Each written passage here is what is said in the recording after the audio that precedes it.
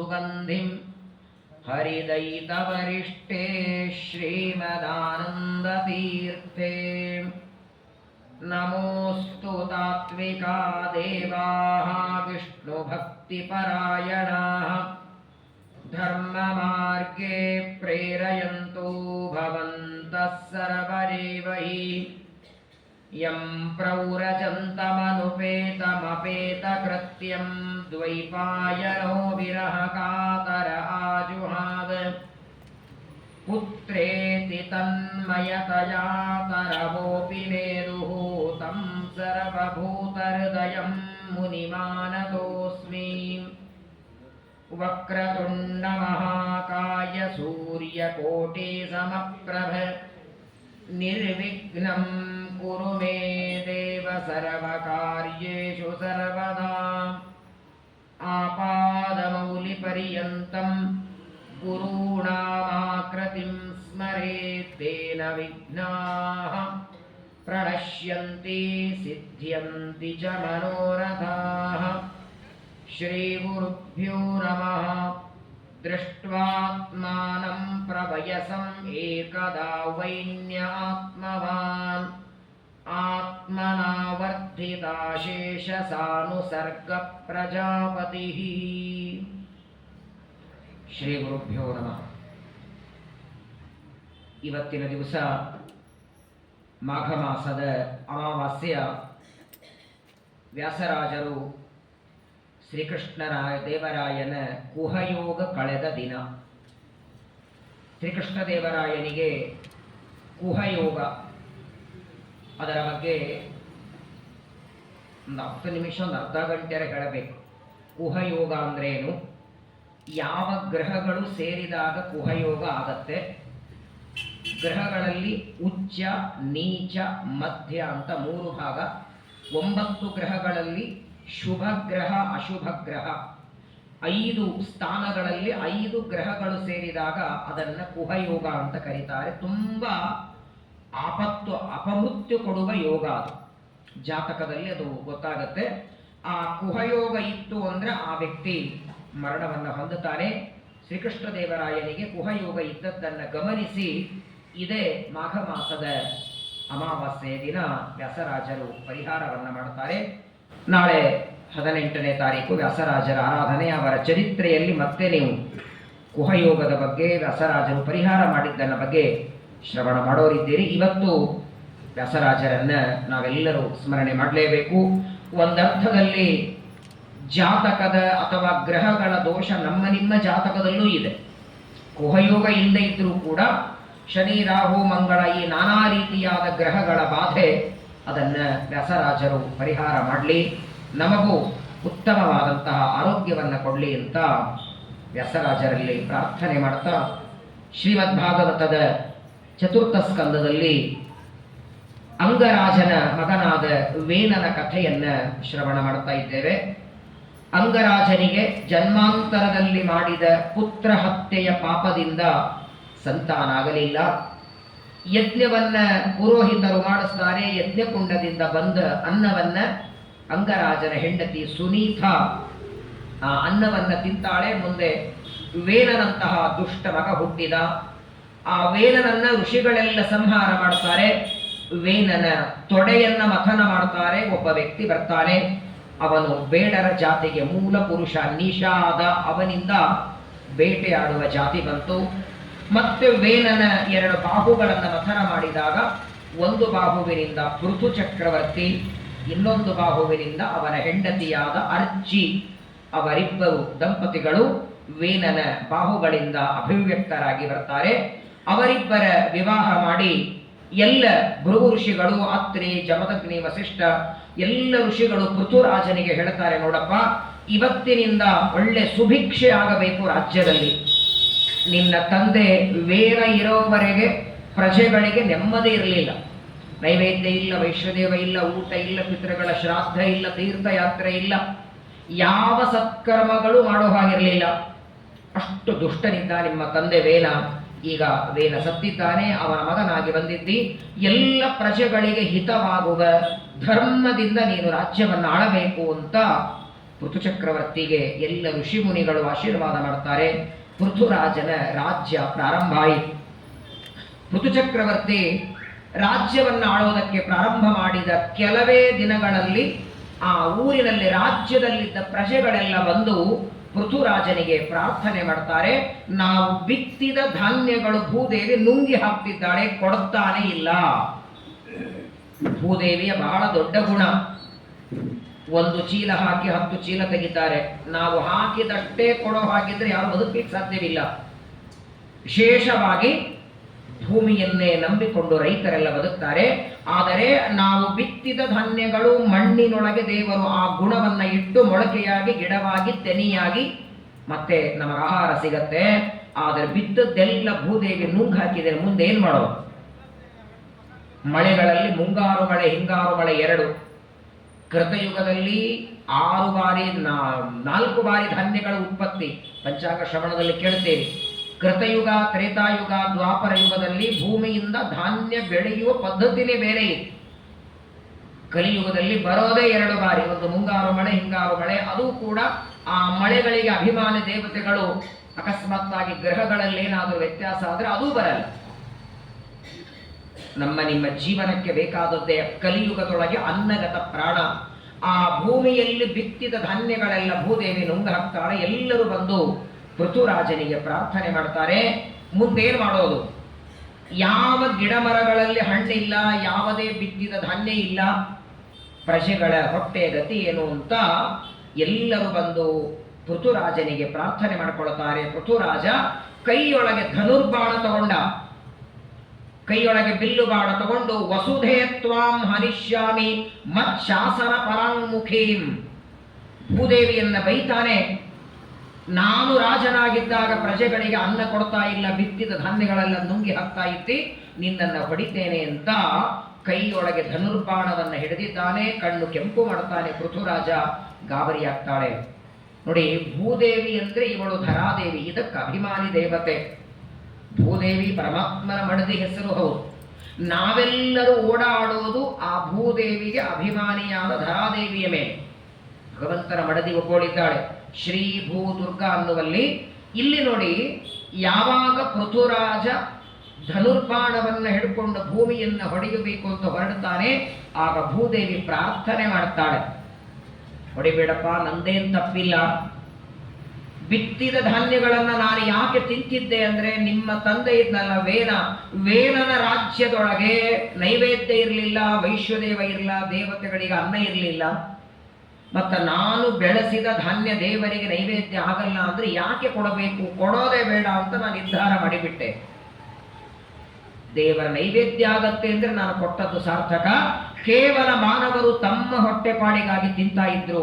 ಹಾಗಾಗಿ ಆ ವೇನನ ದುಷ್ಟತನದಿಂದ ಎಲ್ಲ ಧಾನ್ಯವನ್ನು ನಾನು ನುಂಗಿ ಹಾಕಿಬಿಟ್ಟೆ ಅಂತ ಭೂದೇವಿ ಹೇಳ್ತಾಳೆ. ಈಗ ಏನ್ ಮಾಡೋದು?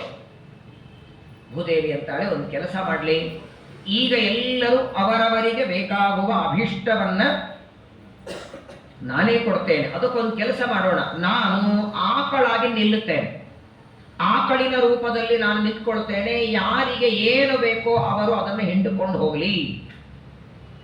ಇದೊಂದು ಋತುಚಕ್ರವರ್ತಿಯ ರಾಜ್ಯದಲ್ಲಿ ಮಾಡಿದ ಬಹಳ ದೊಡ್ಡ ಕೆಲಸ ಇದು. ಸಾಮಾನ್ಯವಾಗಿ ಆಕಳು ಹಾಲು ಕೊಡತ್ತೆ, ಇಲ್ಲ ಅಂದ್ರೆ ಗಂಜಲ ಗೋಮಯ ಗೋಮೂತ್ರ ಕೊಡತ್ತೆ. ಆದರೆ ಇಲ್ಲಿ ನೋಡಿ, ಸಾಕ್ಷಾತ್ ಭೂದೇವಿ ಆಕಳಾಗಿ ನಿಂತಿದ್ದಾಳೆ. ಆ ಊರಲ್ಲಿರುವ ಎಲ್ಲ ಪ್ರಜೆಗಳು ಒಂದು ಪಾತ್ರೆ, ಒಂದು ಕರು ಜೊತೆಗೆ ತಗೊಂಡು ಬರಬೇಕು. ಕೇವಲ ಹಾಲು ಮಾತ್ರವಲ್ಲ, ಜ್ಞಾನ, ಭಕ್ತಿ, ಆಯುಷ್ಯ, ಆರೋಗ್ಯ, ಸೌಭಾಗ್ಯ, ಸಂಪತ್ತು, ಏನೇನು ಪ್ರಾರ್ಥನೆ ಮಾಡುತ್ತಾರೆ ಆಕಳು ಕೊಡ್ತಿದ್ದ. ಐಹಿಕವಾದ ಪಾರತ್ರಿಕವಾದ ಎರಡೂ ಸಂಪತ್ತನ್ನ ಆಕಳಿಂದ ಪಡಿತಾ ಇದ್ದಾರೆ. ಅನ್ನ ನೀರು ಅಂತ ಸರಿ, ಮನೆಯಾಗಲಿ, ಸಂಪತ್ತು, ಐಶ್ವರ್ಯ, ಮದುವೆ, ಮಕ್ಕಳು, ಯಾವ ಪ್ರಜೆಗಳಿಗೆ ಏನು ಬೇಕು ಅದಕ್ಕಾಗೇನೆ ಆಕಳಿಗೆ ಕಾಮಧೇನು, ಕಾಮಿತಂ ಧುನೋತಿ.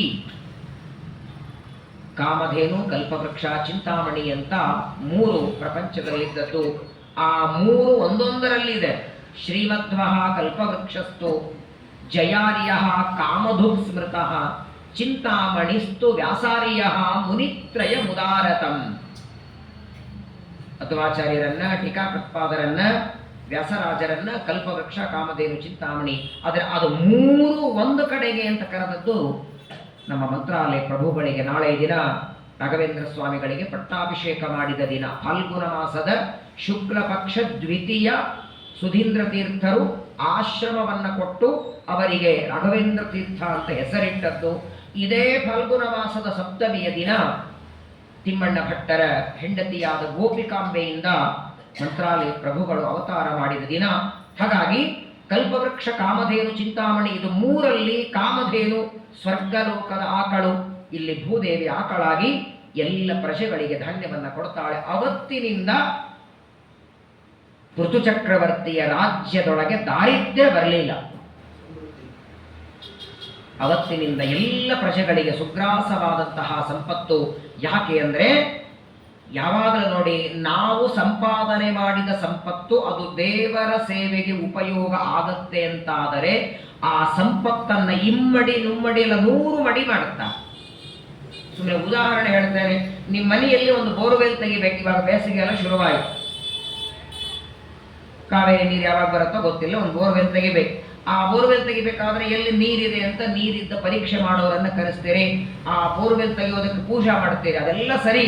ಆದರೆ ಬೋರ್ವೆಲ್ ತೆಗೆಯುವಾಗ ಒಂದು ಸಂಕಲ್ಪ ಮಾಡಿ, ಇಲ್ಲಿ ಚೆನ್ನಾಗಿ ನೀರು ಬಿದ್ದರೆ ನಿತ್ಯದಲ್ಲಿ ದೇವರಿಗೆ ಅಭಿಷೇಕ ಮಾಡ್ತೇನೆ ಅನ್ನಿ 4 ಇಂಚು ನೀರು ಕೊಡ್ತಾನೆ ದೇವರು. 3 ಹೊತ್ತು ವಾಷಿಂಗ್ ಮಷಿನ್ ಹಾಕೋದು, 2 ಹೊತ್ತು ಹೊರ ಕಾರ್ ತೊಳಿತೇನೆ ಅಂತ ಸಂಕಲ್ಪ ಮಾಡಿ ಅರ್ಧ ಇಂಚು ಬೀಳಲ್ಲ. ಯಾವತ್ತೇ ನೋಡಿ, ನಾನು ಅನೇಕ ಸಲ ಹೇಳಿದ್ದೇನೆ, ಸಂಘದಲ್ಲಿ ಒಂದು ಕಾರ್ಯಕ್ರಮ ಮಾಡಿ ಎಲ್ಲರಿಗೆ ಒಂದು ಬಾಳೆಯಲ್ಲಿ ಸೇವಾ ಅಂತ ಯಾರೋ ಒಬ್ಬರು ಒಪ್ಪಿಸ್ಕೊಂಡಿರ್ತಾರೆ. ಇವತ್ತು ಬರೋ ಊಟವರೆಲ್ಲ ಸೇವಾ ಬಾಳೆಯಲ್ಲಿ ಸೇವೆ, 120 ಬಾಳೆಯಲ್ಲಿ ಬರ್ತಾರೆ, ಎಲ್ಲರಿಗೂ ಹಾಕ್ತಾರೆ. ಯಾವ ವ್ಯಕ್ತಿ ಬಾಳೆಯಲ್ಲಿ ಸೇವೆ ಮಾಡಿರ್ತಾನೆ ಅವನಿಗೆ ಒಂದು ಎಲೆ ಸಿಗ್ಲಿಲ್ಲ ಅಂದ್ರೆ ಸುಮ್ಮನೆ ಇರ್ತಾನ ಅವನು? ಪುಕ್ಸೆಟ್ ಸಿಗದೆ ಇದ್ರೇನೆ ಹೋಗಾಡ್ತಾನೆ, ಹಾರಾಡ್ತಾನೆ.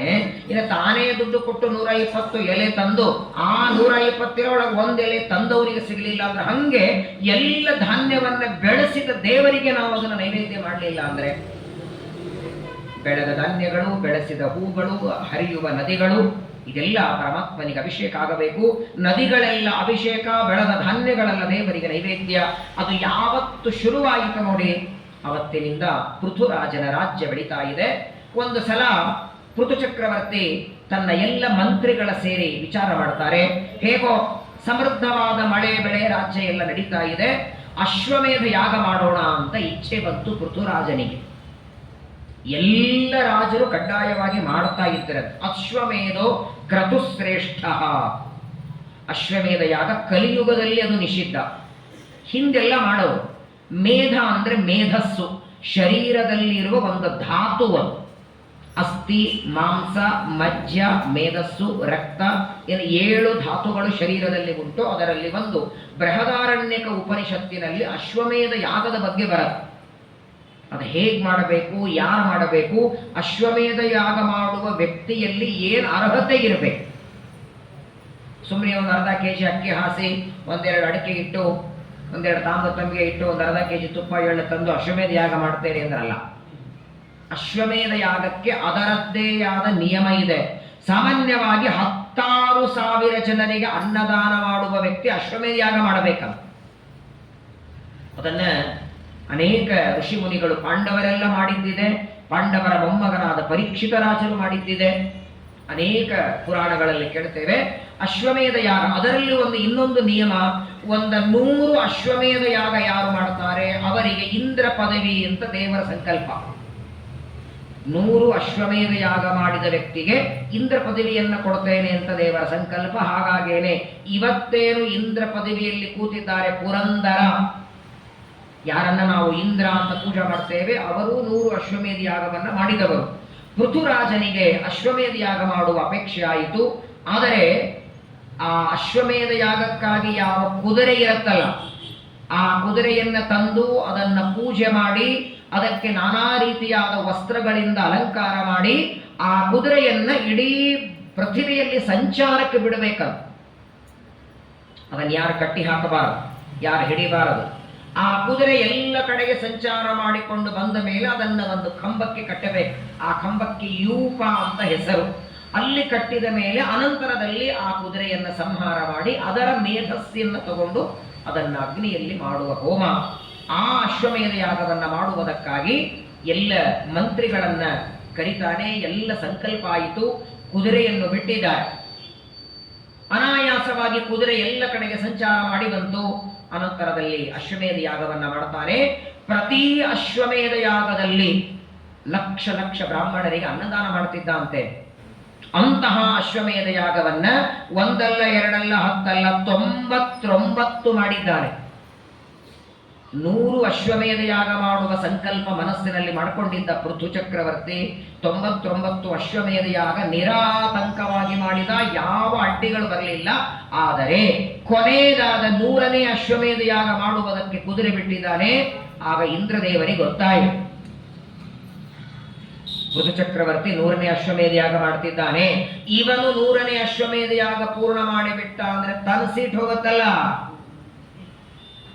ಇಬ್ಬರು ಇಂದ್ರರು ಏಕಕಾಲಕ್ಕೆ ಬರ್ಲಿಕ್ಕೆ ಸಾಧ್ಯ ಇಲ್ಲ. ಒಬ್ಬನೇ ಇಂದ್ರ, ಇಬ್ಬರು ಇಂದ್ರರಾದ್ರೆ ಯಾರು ಕೂಡ ಅವರು. ಇವತ್ತಿನ ಸರ್ಕಾರನ 6 ತಿಂಗಳವರು, 3 ವರ್ಷವರು, 2.5 ವರ್ಷ ಅವರು, ಹಾಗಿಲ್ಲ. ಅದು ಒಬ್ಬ ವ್ಯಕ್ತಿ ದೇವತೆಗಳ ದೇವತಾ ಸ್ಥಾನದಲ್ಲಿ ಕೂತ್ರೆ ಅವರ ಕಾಲ ಮುಗಿಯುವವರೆಗೆ ಅವರು ಸರಿಯೋ ಹಂಗಿಲ್ಲ, ಇನ್ನೊಬ್ಬರು ಬರುವ ಹಂಗಿಲ್ಲ. ಅಕಸ್ಮಾತ್ ಇನ್ನೊಬ್ಬರು ಬಂದ್ರು ದೇವತೆಗಳಲ್ಲಿ ಯಾರೋ ಕೂಡೋ ಹಂಗಿಲ್ಲ. ಹಾಗಾಗಿ ನಹುಷನನ್ನು ತಂದು ಕೂಡಿಸಿದ್ದಾವಾಗ ಬಹಳ ದೊಡ್ಡ ನಿಯಮ ದೇವತೆಗಳಲ್ಲಿ. ತಮ್ಮ ತಮ್ಮ ಪದವಿಯಲ್ಲಿ ತಾವೇ ಇರಬೇಕು. ಕಾರಣಾಂತರದಿಂದ ತಮ್ಮ ಸ್ಥಾನದಿಂದ ಎಲ್ಲೋ ಹೋಗುವ ಪ್ರಸಂಗ ಬಂದ್ರೆ ಆ ಸ್ಥಾನದಲ್ಲಿ ಇನ್ಯಾರನ್ನೋ ತಂದು ಕೂಡಿಸ್ತಾರೆ ಹೊರತು ದೇವತೆಗಳಲ್ಲಿ ಯಾರು ಕೂತ್ಕೊಳ್ಳಲ್ಲ. ಈಗ 100ನೇ ಅಶ್ವಮೇಧ ಯಾಗವನ್ನ ಮಾಡಿ ಎಲ್ಲಿ ಇಂದ್ರ ಪದವಿಗೆ ಧಕ್ಕೆ ಬರ್ತದೆ ಅಂತ ಹೇಳಿ ಇಂದ್ರದೇವರೇನು ಮಾಡ್ತಾರೆ, ಕುದುರೆನೇ ಅಪಹಾರ ಮಾಡಿಬಿಡ್ತಾರೆ. ಕುದುರೆ ಇದ್ರೆ ಅಶ್ವಮೇಧ ಯಾಗ ನಡಿಬೇಕಲ್ಲ. 100ನೇ ಅಶ್ವಮೇಧ ಯಾಗವನ್ನ ಪೃಥು ಚಕ್ರವರ್ತಿ ಮಾಡದೇ ಇರೋ ಹಾಗೆ ಇಂದ್ರದೇವರು ಕುದುರೆಯನ್ನ ಅಪಹಾರ ಮಾಡಿಕೊಂಡು ತಗೊಂಡು ಹೋಗ್ತಾರೆ. ಇಡೀ ಪೃಥ್ವಿಯೆಲ್ಲ ಕಡೆಗೆ ಸಂಚಾರ ಮಾಡಿ ಬರ್ತಾರೆ. ಎಲ್ಲಿಯೂ ಸಿಗಲೇ ಇಲ್ಲ ಕುದುರೆ. ಆಗ ಪೃಥುರಾಜ ತನ್ನ ಮಗನನ್ನ ಕರೀತಾನೆ. ವಿಜಿತಾಶ್ವೋಥ ರಾಜಾಸಿ ಪೃಥುಪುತ್ರ ಪೃಥುಶ್ರವಾಹ. ಪೃಥು ಚಕ್ರವರ್ತಿಗೆ ಒಬ್ಬ ಮಗ ಇದ್ದ, ಮಹಾಪರಾಕ್ರಮಿ. ಆ ಮಗನನ್ನ ಕರೆದು ಹೇಳ್ತಾನೆ, ಅಶ್ವಮೇಧ ಯಾಗಕ್ಕೆ ಕುದುರೆ ಬಿಟ್ಟಿದ್ದೇನೆ, ಎಲ್ಲಿ ಹೋಗಿದೆ ತಗೊಂಡು ಬಾ ಅಂದಾಗ ನೇರವಾಗಿ ಇಂದ್ರಲೋಕಕ್ಕೆ ಬರ್ತಾನೆ. ಇಂದ್ರದೇವರಿಗಂತಾನೆ, ನಮ್ಮಪ್ಪ ಯಜ್ಞ ಮಾಡಬೇಕು, ಕುದುರೆ ಕೊಡಲ್ಲ ಅಂದ್ರು ಇಂದ್ರದೇವರು. ನನ್ನ ಜೊತೆಗೆ ಯುದ್ಧ ಮಾಡು, ಯುದ್ಧದಲ್ಲಿ ಸೋಲಿಸಿದ್ರೆ ಕೊಡ್ತೇನೆ ಅಂದ್ರು. ಇಂದ್ರನ ಜೊತೆ ಯಾರು ಯುದ್ಧ ಮಾಡ್ತಾರೆ? ಅದೇ ಇಂದ್ರ ಅರ್ಜುನನಾದಾಗಲೇ ಅವನ ಪರಾಕ್ರಮ ನೋಡಿ ದ್ರೋಣಾಚಾರ್ಯರು ಬೇಡ ಅಂತಾರೆ ಯುದ್ಧ. ಇನ್ನು ಮೂಲ ರೂಪದಲ್ಲಿ ಇಂದ್ರದೇವರ ಸಾಮರ್ಥ್ಯ. ಸರಿ ಮಾಡ್ತೇನೆ ಅಂತ ಇಂದ್ರದೇವರಿಗೂ ಪೃಥುರಾಜನ ಮಗನಾದ ವಿಜಿತಾಶ್ವನಿಗೂ ಘನಘೋರ ಯುದ್ಧ ನಡಿ. ಆ ಯುದ್ಧದಲ್ಲಿ ನೋಡಿ ಪೃಥು ಚಕ್ರವರ್ತಿಯ ಮಗ ವಿಜಿತಾಶ್ವ ಸೋಲಿಸಿಬಿಟ್ಟ ಇಂದ್ರನನ್ನ. ತಾತ್ಕಾಲಿಕವಾಗಿ ಕೆಲವು ಸಲ ಸೋಲ್ಬೇಕಾಗತ್ತೆ ದೇವತೆಗಳು. ತಮಗಿಂತ ಸಣ್ಣವರ ಮುಂದೆನೂ ಸೋತಂತೆ ನಾಟಕ ಮಾಡಬೇಕು. ಇಂದ್ರದೇವರು ಸೋತಂತೆ ನಾಟಕ ಮಾಡ್ತಾರೆ. ಕುದುರೆಯನ್ನು ತಂದು ತಂದೆಗೆ ಒಪ್ಪಿಸಿದ. ಏನ್ ಮಗನ ಪರಾಕ್ರಮ! ಇಂದ್ರನ ಜೊತೆಗೆ ಯುದ್ಧ ಮಾಡಿ ಮಗ ಕುದುರೆ ತಂದಿದ್ದಾನೆ ಅಂತ ಪರಮಾನಂದವಾಗಿ ಮತ್ತೆ ಅಶ್ವಮೇಧ ಯಾಗಕ್ಕೆ ಸಂಕಲ್ಪ ಮಾಡಬೇಕು. ಮತ್ತೆ ಬಂದು ಇಂದ್ರದೇವರು ಕುದುರೆ ಒಯ್ದು 2ನೇ ಬಾರಿ ಮತ್ತೆ ಮಗನನ್ನ ಕಳಿಸಿದ. ಪ್ರತಿ ಬಾರಿ ಇಂದ್ರದೇವರು ಬಂದು ಕುದುರೆ ಅಪಹಾರ ಮಾಡ್ಕೊಂಡು ಹೋಗಬೇಕು. ಆ ಕುದುರೆಯನ್ನು ತರೋದಕ್ಕೆ ಮಗನನ್ನು ಕಳಿಸಬೇಕು. ಇಂದ್ರದೇವರ ಜೊತೆಗೆ ಯುದ್ಧ ಮಾಡಿ ಗೆದ್ದುಕೊಂಡು ಕುದುರೆ ತರ್ತಿದ್ದ. ಅದಕ್ಕಾಗಿ ಅವನ ಹೆಸರು ವಿಜಿತಾಶ್ವ. ಅಶ್ವ ಅಂದ್ರೆ ಕುದುರೆ, ವಿಜಿತ ಅಂದ್ರೆ ಗೆದ್ದು ಗೆದ್ದು ತರ್ತಿದ್ದ. ಆದರೆ ನೋಡಿ, ಇಂದ್ರದೇವರು ಪ್ರತಿ ಬಾರಿ ಆ ಕುದುರೆಯನ್ನ ಕಳ್ಳತನ ಮಾಡೋದಕ್ಕೆ, ಅಪಹಾರ ಮಾಡೋದಕ್ಕೆ ಯಾವ ವೇಷದಿಂದ ಬರ್ತಿದ್ರೋ ಅದೇ ವೇಷದಿಂದ 2ನೇ ಬಾರಿ ಮತ್ತೆ ಬರ್ತಿರಲಿಲ್ಲ. ಕಳ್ಳರು ಯಾವ ಬರ್ತಾರೆ ಮನೆಗೆ? ಧೋತ್ರ ಉಟ್ಕೊಂಡು, ಅಕ್ಷತೆಂಗರ ಹಚ್ಕೊಂಡು ಅಲ್ವಾ? ಕಳ್ಳತನಕ್ಕೆ ಬೇರೆ ವೇಷದಿಂದ ಬರಬೇಕು. ಇಂದ್ರದೇವರು ಯಾವ ಪೃಥು ಚಕ್ರವರ್ತಿಯ ಕುದುರೆಯನ್ನ ಕಳ್ಳತನಕ್ಕೆ ಬರಬೇಕು. ಪ್ರತಿ ಬಾರಿ ಬರುವಾಗ ಯಾವ ಯಾವ ವೇಷದಿಂದ ಬರ್ತಿದ್ರು ಅದನ್ನಲ್ಲೇ ಬಿಡ್ತಿದ್ರು. ಆ ವೇಷ ಬಿಡಬೇಕು. 2ನೇ ಬಾರಿ ಮತ್ತೊಂದು ವೇಷದಿಂದ ಕುದುರೆಯನ್ನ ಕಳ್ಳತನ. ಹೀಗೆ 5-6 ಬಾರಿ ಇಂದ್ರದೇವರು ಬೇರೆ ಬೇರೆ ವೇಷಗಳಿಂದ ಕುದುರೆಯನ್ನು ಕಳ್ಳತನ ಮಾಡ್ತಾರೆ. ಯಾವ ವೇಷಗಳನ್ನ ಇಂದ್ರದೇವರು ಹಾಕಿ ನೆಲಕ್ಕೆ ಬಿಟ್ಟರು ನೋಡಿ, ಅದೇ ವೇಷಗಳೆಲ್ಲ ಇವತ್ತಿನವರು ಫಾಲೋ ಮಾಡ್ತಿದ್ದಾರೆ. ಇವತ್ತು ಕಲಿಯುಗದೊಳಗೆ ಘೋರವಾದ ವಿಚಿತ್ರವಾದ ವೇಷಗಳೆಲ್ಲ ಬಂದಿವೆ. ಇನ್ನು ಕಲಿಯುಗ ಶುರುವಾಗಿ 4-6 ಸಾವಿರ ವರ್ಷ ಆಗಿದೆ. ಈಗಲೇ ಸೀರೆ ನಿಂತು ಹೋಗಿದೆ, ಬಳೆ ಹಾಕೊಳ್ಳೋದು ನಿಂತು ಹೋಗಿದೆ, ಕುಂಕುಮ ಹಚ್ಕೊಳ್ಳೋದು ನಿಂತು ಹೋಗಿದೆ. ಈಗಲೇ ವಿಚಿತ್ರವಾದ ವೇಷಗಳೆಲ್ಲ ಶುರುವಾಗಿದೆ. ಪ್ರಾಯ ಎಲ್ಲೋ ಒಂದು ಕಡೆಗೆ ಏನೋ ಪ್ರವಚನ ಪಾಠಕ್ಕೆ ಕುಟ್ಕೊಂಡ್ ಬಂದಿರ್ತಾರೆ ಸೀರೆ ಅಟ್ಟ. ಇನ್ನೂ ಘೋರವಾದ ಕಲಿಯುಗ ಆಗೋದಿದೆ. ಎಷ್ಟು ಘೋರ ಆಗೋದಿದೆ ಅಂದ್ರೆ, ಇನ್ನು ಮುಂದೆ ಕಲಿಯುಗದಲ್ಲಿ ಏನೇನು ವಸ್ತ್ರಗಳು ಬರೋದಿದೆ ಗೊತ್ತಿಲ್ಲ. ಅದೆಲ್ಲ ದುಷ್ಟ ವಸನಗಳು, ನಾನಾ ರೀತಿಯಾದ ವಸ್ತ್ರಗಳು ಇವತ್ತಿನವರೇನು ಉಟ್ಕೊಳ್ತಾರೆ ಅದನ್ನೆಲ್ಲ ಇಂದ್ರದೇವರು ಹಾಕೊಂಡು ಬಿಸಾಕಿದ್ದದೆಲ್ಲ. ವಿಚಿತ್ರವಾದಂತಹ ವೇಷಗಳು ನೋಡಿ. ಹಿಂದೆ ಮೈ ಮೇಲೆ ಉಡುವ ಬಟ್ಟೆ ಇಷ್ಟು ಹರಿದಿದ್ದು ಹಾಕೋತಿರ್ಲಿಲ್ಲ, ಅಮಂಗಲ ಅದು. ಹರಿದದ್ದು ಬಟ್ಟೆ ಎಲ್ಲೋ ಒಂದು ಅಂಚು ಸುಟ್ಟು ಹೋಗಿದ್ರೆ ಅದನ್ನು ಹಾಕೋಬಾರದನ್ನು, ಉಟ್ಕೊಳ್ಬಾರದು. ಇವತ್ತು ಹರಿದು ಉಟ್ಕೊಳ್ತಾರೆ, ಹರಿದದ್ದಲ್ಲ. ವಿಚಿತ್ರ ಅಂದ್ರೆ, ಸರಿಯಾಗಿ ಇರುವ ಬಟ್ಟೆಗೆ 10,000 ಇದ್ರೆ ಹರಿದ ಬಟ್ಟೆಗೆ 15,000. ಏನು ಘೋರ ಕಲಿಯುಗ ಬಂತೋ. ತಲೆಯಿಂದ ಕಾಲವರೆಗೆ ಒಂದೇ ಬಟ್ಟೆ ಹಾಕಿರ್ತಾರ. ಅದೇನೋ ಏನಂತಾರದು, ನೈಟಿ.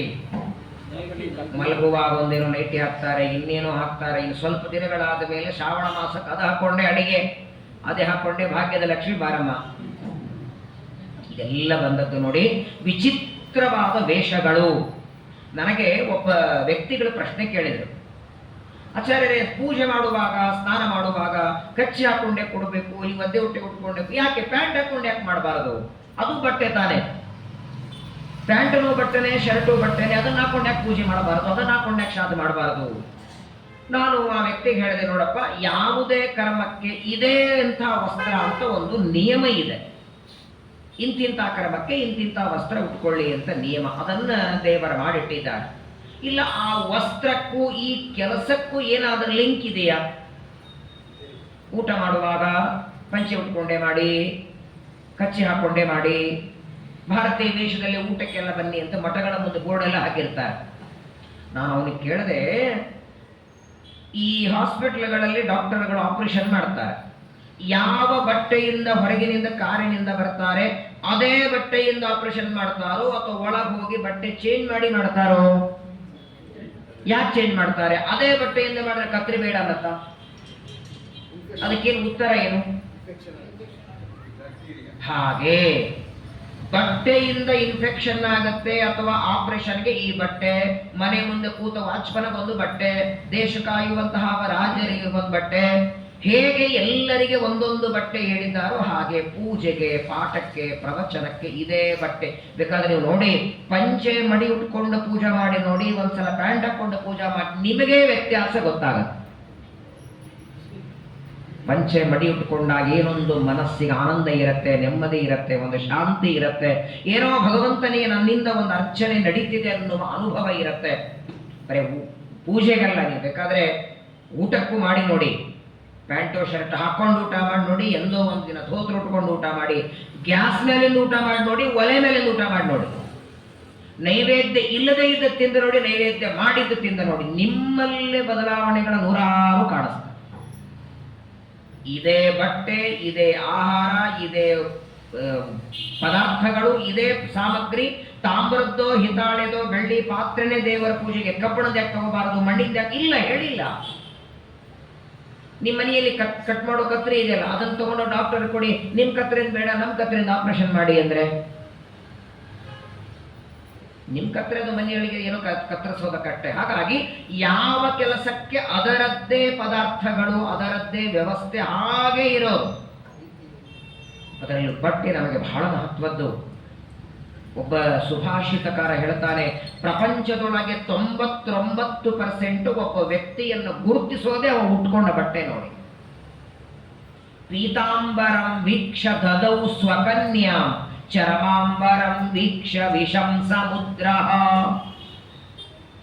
ಪರಮಾತ್ಮನ ಆ ಪೀತಾಂಬರವನ್ನ ನೋಡಿ ಸಮುದ್ರರಾಜ ಮಗಳನ್ನ ಕೊಟ್ಟಂತೆ, ಗಜಚರ್ಮ ಉಟ್ಕೊಂಡೋದಕ್ಕೆ ರುದ್ರದೇವರನ್ನು ವಿಷ ಕೊಟ್ಟ. ಎರಡು ಸಮುದ್ರದಿಂದ ಬಂದದ್ದೇ ಅಲ್ಲ. ಬಟ್ಟೆ ಬಹಳ ಪ್ರಧಾನವಾದದ್ದು. ಇಂದ್ರದೇವರು ಹಾಕಿ ಬಿಟ್ಟಂತಹ ಅಪಭ್ರಂಶ ಬಟ್ಟೆಗಳೆಲ್ಲ ಮುಂದೆ ಕಲಿಯುಗದಲ್ಲಿ ಬಂತು. 1 ಬಾರಿ 2 ಬಾರಿ 3 ಬಾರಿ ನೋಡ್ತಾನೆ, ಪ್ರತಿ ಬಾರಿ ಇಂದ್ರದೇವರು ಕುದುರೆ ಅಪಹಾರ ಮಾಡುತ್ತಿದ್ದಾರೆ. ಕೋಪ ಬಂತು. ಋತುಚಕ್ರವರ್ತಿ ಇಂದ್ರನಿಗಂತಾನೆ, ನನ್ನ ಜೊತೆಗ ಯುದ್ಧಕ್ಕೆ ಬಾ ಅಂತ ಕರೆದ. ಯುದ್ಧ ಪ್ರಾರಂಭ ಆಯಿತು. ಯಾವ ಕುದುರೆಗಾಗಿ 100ನೇ ಅಶ್ವಮೇಧ ಯಾಗವನ್ನ ಮಾಡಬೇಕು ಅಂತ ಋತುಚಕ್ರವರ್ತಿ ಮತ್ತು ಇಂದ್ರ ಇವರಿಬ್ಬರ ಮಧ್ಯದಲ್ಲಿ ಘನಘೋರ ಯುದ್ಧ. ಇಬ್ಬರೂ ಸಾಮಾನ್ಯರಲ್ಲ. ಆದರೆ ನೋಡಿ, ಅವರಿಬ್ಬರ ಪ್ರಚಂಡವಾದ ಯುದ್ಧದೊಳಗೆ ಸಾಕ್ಷಾತ್ ಪರಮಾತ್ಮ ಬ್ರಹ್ಮದೇವರು ಅಲ್ಲಿಗೆ ಬಂತು. ಬ್ರಹ್ಮದೇವರು ಬಂದು ಇಬ್ಬರಿಗೂ ಸಮಾಧಾನ ಮಾಡ್ತಾರೆ. ಬ್ರಹ್ಮದೇವರಂತಾರೆ, 100ನೇ ಅಶ್ವಮೇಧ ಯಾಗ ಬೇಡ, ನೀನು ಮಾಡೋದು ಬೇಡ, ಅವರು ಕುದುರೆ ಅಪಹಾರ ಮಾಡೋದು ಬೇಡ. ಯಾಕಂದ್ರೆ ಈ ಮನ್ವಂತರದಲ್ಲಿ ಇಂದ್ರನನ್ನ ಪರಮಾತ್ಮ ಸ್ವರ್ಗ ಲೋಕಾಧಿಪತಿಯಾಗಿ ಮಾಡಿದ್ದಾನೆ. ಇವರು ಇಂದ್ರನಾಗಿರುವಾಗ ನೀನು 100 ಅಶ್ವಮೇಧ ಯಾಗ ಪೂರ್ಣ ಮಾಡಿದರೆ ಆ ಇಂದ್ರ ಪದವಿ ಇಬ್ಬರಿಗೆ ಕೊಡೋದು ಹೇಗೆ? ಭಗವಂತನ ಸಂಕಲ್ಪ ಇದೆ. ಈಗ ನೀನು ಇದನ್ನ ಇಲ್ಲಿಗೆ ನಿಲ್ಲಿಸು. 100 ಅಶ್ವಮೇಧ ಯಾಗ ಮಾಡಿದ್ದರಿಂದ ಇಂದ್ರನನ್ನ ಶತಕ್ರತು ಅಂತ ಹೆಸರು. 1 ಕಡಿಮೆ ಮಾಡಿದ್ದಕ್ಕೆ ನಿನಗೆ ಏಕೋನ ಶತಕ್ರತು ಅಂತ ಹೆಸರು ಬರಲಿ. ಬ್ರಹ್ಮದೇವರು ಬಂದು ಸಮಾಧಾನ ಮಾಡಿ ಏಕೋನ ಶತಕ್ರತು ಅಂತ ಋತುಚಕ್ರವರ್ತಿಗೆ, ಶತಕ್ರತು ಅಂತ ಇಂದ್ರದೇವರಿಗೆ ಹೆಸರು ಕೊಡ್ತಾರೆ. ಸಮಾಧಾನ ಆಯಿತು. ಅಲ್ಲಿಗೆ ಯಜ್ಞವನ್ನ ನಿಲ್ಲಿಸಿ ಋತುಚಕ್ರವರ್ತಿ ತನ್ನ ರಾಜ್ಯವನ್ನ ಮಗನಾದ ವಿಜಿತಾಶ್ವನಿಗೆ ಕೊಡ್ತಾನೆ. ಅರಣ್ಯಕ್ಕೆ ಹೊರಟು ಬಿಟ್ಟ. ಯಾವಾಗ ಅರಣ್ಯಕ್ಕೆ ಹೋಗಿಬಿಡ್ತಾನೆ, ಹೋದ ಮೇಲೆ ವಿಜಿತಾಶ್ವ ಪೃಥುರಾಜನ ಮಗ, ಅವನು ರಾಜ್ಯವನ್ನು ಆಳ್ತಾ ಇದ್ದಾನೆ. ತಂದೆಯಂತೆ ಅತ್ಯಂತ ಧರ್ಮಿಷ್ಠನಾಗಿ ರಾಜ್ಯವನ್ನು ಆಳ್ತಾನೆ. ಆ ಪೃಥುರಾಜನ ಮಗನಾದ ವಿಜಿತಾಶ್ವನ ರಾಜ್ಯದೊಳಗೆ ರೋಗವಾಗಲಿ ದಾರಿದ್ರ್ಯವಾಗಲಿ ಇಲ್ಲ, ಅಪಮೃತ್ಯುವಿಲ್ಲ. ಯಾಕಂದ್ರೆ ಎಲ್ಲ ಪ್ರಜೆಗಳಲ್ಲಿ ಧರ್ಮ ಬರುವಂತೆ ಆ ವಿಜಿತಾಶ್ವ ರಾಜ್ಯವನ್ನು ಆಳ್ತಾ ಇದ್ದ. ಇದೇ ವಂಶದಲ್ಲಿ, ವಿಜಿತಾಶ್ವನ ವಂಶದಲ್ಲಿ ಮುಂದೆ ಇನ್ನೊಬ್ಬ ರಾಜ ಬರ್ತಾನೆ, ಪ್ರಾಚೀನ ಬರಹಿ ಅಂತ ಅವನ ಹೆಸರು. ಉತ್ತಾನಪಾದನ ವಂಶದಲ್ಲಿ ಬರುವ ರಾಜರೆಲ್ಲ ಇವರು. ಉತ್ತಾನಪಾದನ ಮಗ ಧ್ರುವರಾಜರು, ಧ್ರುವರಾಜರ ಮಗ ವತ್ಸರ, ಅವನ ವಂಶದಲ್ಲಿ ಅಂಗ, ವೇನನ ಮಗ ಪೃಥುರಾಜ, ಅವನ ಮಗ ವಿಜಿತಾಶ್ವ. ಅದೇ ವಂಶದಲ್ಲಿ ಪ್ರಾಚೀನ ಬರಿಹಿ ಅಂತ ಬರ್ತಾನೆ. ಬರಿಹಿ ಅಂದ್ರೆ ಸಂಸ್ಕೃತದಲ್ಲಿ ದರ್ಭೆಗಳು, ಪ್ರಾಚೀನ ಅಂದ್ರೆ ಪೂರ್ವ ದಿಕ್ಕು. ಇವನಿಗೆ ಪ್ರಾಚೀನ ಬರಿಹಿ ಅಂತ ಹೆಸರು ಯಾಕೆ ಬಂದಿತ್ತು ಅಂದ್ರೆ, ಇವನು ಕರ್ಮಕಾಂಡದಲ್ಲಿ ನಿಷ್ಣಾತನಾದವನು. ಅಂದ್ರೆ ಯಾವಾಗಲೂ ಕರ್ಮ ಮಾಡ್ತಾ ಇದ್ದ. ಎಲ್ಲಿ ಅವಕಾಶ ಸಿಕ್ಕರೆ ಪೂರ್ವ ದಿಕ್ಕಿಗೆ ದರ್ಭ ಹಾಸಬೇಕು, ಆಚಮನ ಮಾಡಬೇಕು, ಕುಂಡ ಹೊತ್ತಿಸಬೇಕು, ಯಜ್ಞ ಮಾಡಬೇಕು, ಯಾವುದೋ ಪ್ರಾಣಿಯನ್ನು ಕೊಲ್ಲಬೇಕು, ಹೋಮ ಮಾಡಬೇಕು. ಕೇವಲ ಹೋಮ ಮಾಡ್ತಿದ್ದ, ಯಜ್ಞ ಮಾಡ್ತಿದ್ದ. ಇಡೀ ಭೂಮಂಡಲದೊಳಗೆ ಇವನು ಯಜ್ಞ ಕುಂಡ ಹಾಕದೇ ಇರುವ ಜಾಗನೇ ಇರಲಿಲ್ಲ. ಇವನು ಎಲ್ಲೇ ಪ್ರಯಾಣಕ್ಕೆ ಹೋಗಬೇಕಾದ್ರೂ ಜೊತೆಗೆ ಯಜ್ಞದ ಸಾಮಗ್ರಿಗಳು. ಅವಕಾಶ ಸಿಕ್ಕಿತು ಅಂದ್ರೆ ದರ್ಭೆ ಹಾಸೋದು, ಯಜ್ಞ ಮಾಡೋದು. ಕಂಡಲ್ಲೆಲ್ಲ ದರ್ಭೆಗಳನ್ನು ಹಾಸಿ ಯಜ್ಞ ಮಾಡ್ತಿದ್ದ. ಆದ್ದರಿಂದಲೇನೆ ಇವನಿಗೆ ಪ್ರಾಚೀನ ಬರಹಿ. ಆದರೆ ಯಜ್ಞಗಳ ಮಾಡ್ತಿದ್ದ. ಒಂದೊಂದು ಯಜ್ಞದಲ್ಲಿ ಒಂದೊಂದು ಪ್ರಾಣಿಯನ್ನ, ಒಂದೊಂದು ಪಶುವನ್ನ ಕೊಂದು ಯಜ್ಞ ಮಾಡ್ತಿದ್ದ. ಆದರೆ ಇವನಿಗೆ ಆ ಯಜ್ಞಗಳ ಬಗ್ಗೆ ಏನೂ ಗೊತ್ತಿರಲಿಲ್ಲ. ಅದನ್ನ ಯಾರಿಗೆ ಸಮರ್ಪಣೆ ಮಾಡಬೇಕು ಗೊತ್ತಿಲ್ಲ, ಯಜ್ಞದಿಂದ ಫಲ ಏನು ಬರುತ್ತೆ ಗೊತ್ತಿಲ್ಲ, ಜ್ಞಾನ ಇಲ್ಲ, ಕರ್ಮ ಮಾತ್ರ ಮಾಡ್ತಿದ್ದ ಯಾಂತ್ರಿಕವಾಗಿ. ಪಶುವನ್ನ ಕೊಲ್ಲೋದು, ಹೋಮ ಮಾಡೋದು. ಇಲ್ಲಿ ಹೋಮ ಅಂದ್ರೆ ಇನ್ನೊಂದು ಪಶು ಕೊಲ್ಲೋದು, ಇನ್ನೊಂದು ಕಡೆ ಹೋಮ ಮಾಡೋದು. ಆ ಪಶು ಕೊಲ್ಲಬೇಕೋ ಕೊಲ್ಲಬಾರದು, ಏನು ಮಂತ್ರ ಏನು ಗೊತ್ತಿಲ್ಲ, ಜ್ಞಾನ ಇಲ್ಲ, ತಿಳುವಳಿಕೆ ಇಲ್ಲ, ಕೇವಲ ದರ್ಭೆಗಳನ್ನು ಹಾಸಿ ಯಜ್ಞ ಮಾಡ್ತಾ ಇದ್ದ. ಆದ್ದರಿಂದಲೇ ಇವನನ್ನ ಪ್ರಾಚೀನ ಬರಿಹಿ ಅಂತ ಕರೀತಾರೆ. ಈ ಪ್ರಾಚೀನ ಬರಿಹಿ ರಾಜ ಯಜ್ಞವನ್ನ ಮಾಡ್ತಾ ಇರುವಾಗ ದೇವಲೋಕದಿಂದ ನಾರದರು ಬರ್ತಾರೆ. ನಾರದರು ಸಂಚಾರ ಮಾಡ್ತಾ ಬಂದು ಪ್ರಾಚೀನ ಬರಿಹಿಗೆ ಅಂತಾರೆ, ಏನ್ ಮಾಡ್ತಿದ್ದಿ? ಇವತ್ತಿನವರೆಗೆ ನೀನು ಯಜ್ಞ ಮಾಡಿ ಎಷ್ಟು ಪ್ರಾಣಿಗಳನ್ನ ಕೊಂದಿದ್ದಿ, ನನಗೆ ಎಚ್ಚರಿದೆಯಾ ಅಂತ ಕೇಳುತ್ತಾರೆ. ಮೊದಲನೇದ್ದು, ಯಜ್ಞಕ್ಕೆ ಅಂತ ಕೆಲವು ಪಶುಗಳು, ಎಲ್ಲಾ ಪಶುಗಳು ಯಜ್ಞಕ್ಕೆ ಬರಲ್ಲ. ಅಶ್ವಮೇಧ ಯಾಗಕ್ಕೆ ಕುದುರೆ ಹೇಗೋ ಹಾಗೆ ಶುಭ ಕರ್ಮಗಳಿಗೆ ಮೊಲ, ಹಿಂದೆಲ್ಲ ಅದರ ಮಾಂಸ ತಗೊಳ್ತಾ ಇದ್ರು ಶ್ರಾದ್ದಕ್ಕೆಲ್ಲ. ಸೂಕ್ಷ್ಮವಾದಂತಹ ಪ್ರಾಣಿಗಳ ಮಾಂಸ ಮಾತ್ರ ಯಜ್ಞಕ್ಕೆ ಬರೋ. ಕಂಡ ಪ್ರಾಣಿಗಳನ್ನು ಕೊಲ್ತಾ ಇದ್ದ ಇವ. ನಾಯಿಯನ್ನು ಕೊಂದು ಹೋಮ ಮಾಡಿಬಿಡೋದು. ಯಾವ ಆಕಳನ್ನ ದೇವತೆಗಳೆಲ್ಲರೂ ಸ್ನಾನ ಪೂಜೆ ಮಾಡುತ್ತಾರೆ, ಆಕಳನ್ನ ಕೊಂದು ಹೋಮ ಮಾಡೋದು. ಗೋಹತ್ಯೆ ಮಹಾಪಾಪ ಅದು. ಬೇಡ ಅಂತಾರೆ ನಾರದರು, ಬೈತಾರೆ, ಯತ್ನೆ ಮಾಡಬೇಡ. ನೋಡು, ಯಾವುದೇ ಕರ್ಮ ಮಾಡುವಾಗ ಅದರ ಹಿನ್ನೆಲೆ ತಿಳ್ಕೊಂಡು ಮಾಡಬೇಕು. ಜ್ಞಾನಪೂರ್ವಕವಾಗಿ ಕರ್ಮ ಮಾಡಿದರೆ ದೇವರಿಗೆ ಪ್ರೀತಿ. ಅವ್ರು ಮಾಡ್ತಾರೆ ಅಂತ ನಾನು ಮಾಡ್ತೇನೆ, ದೇವರ ಮೆಚ್ಚೋದಿಲ್ಲ. ಸರ್ವಂ ಕರ್ಮಾಖಿಲಂ ಪಾರ್ಥ ಜ್ಞಾನೇ ಪರಿಸಮಾಪ್ಯತೆ. ಗೀತೆಯಲ್ಲಿ ಕೃಷ್ಣ ಆಜ್ಞೆ ಮಾಡ್ತಾನೆ, ಸಂಧ್ಯಾ ವಂದನೆ ಮಾಡಲಿ, ದೇವರ ಪೂಜಾ ಮಾಡಲಿ, ಚಿತ್ರಾವತಿ ಇಡ್ಲಿ, ಎಲೆ ಕೆಳಗೆ ಮಂಡಲ ಮಾಡಲಿ, ಯಾವುದೇ ಕರ್ಮ ಇರಲಿ, ಯಾಕೆ ಮಾಡಬೇಕು ಅದರ ಬಗ್ಗೆ ಗೊತ್ತಿರಬೇಕು. ವೈಶ್ವದೇವ ಯಾಕೆ, ನೈವೇದ್ಯ ಯಾಕೆ, ಪ್ರದಕ್ಷಿಣೆ ಯಾಕೆ. ಪ್ರತಿ ವರ್ಷ ಆಚಾರ್ಯರು ಶ್ರಾದ್ದ ಮಾಡಿಸೋದಕ್ಕೆ ಬಂದಿರ್ತಾರೆ. ಒಂದು 30 ವರ್ಷ ಶ್ರಾದ್ದ ಮಾಡಿರ್ತಾರೆ ಆ ವ್ಯಕ್ತಿ. ಆದರೂ ಪ್ರತಿ ಸಲ ಹೇಳಬೇಕು ಅವರಿಗೆ, ಎಳ್ಳು ನೀರು ಬಿಡ್ರಿ, ಅದಾದ್ಮೇಲೆ ಅಕ್ಕಿ ನೀರು ಬಿಡ್ರಿ, ಅದಾದ್ಮೇಲೆ ಇದನ್ನು ಬಿಡ್ರಿ, ಇದನ್ನ ಇದನ್ನು ಮಾಡ್ರಿ.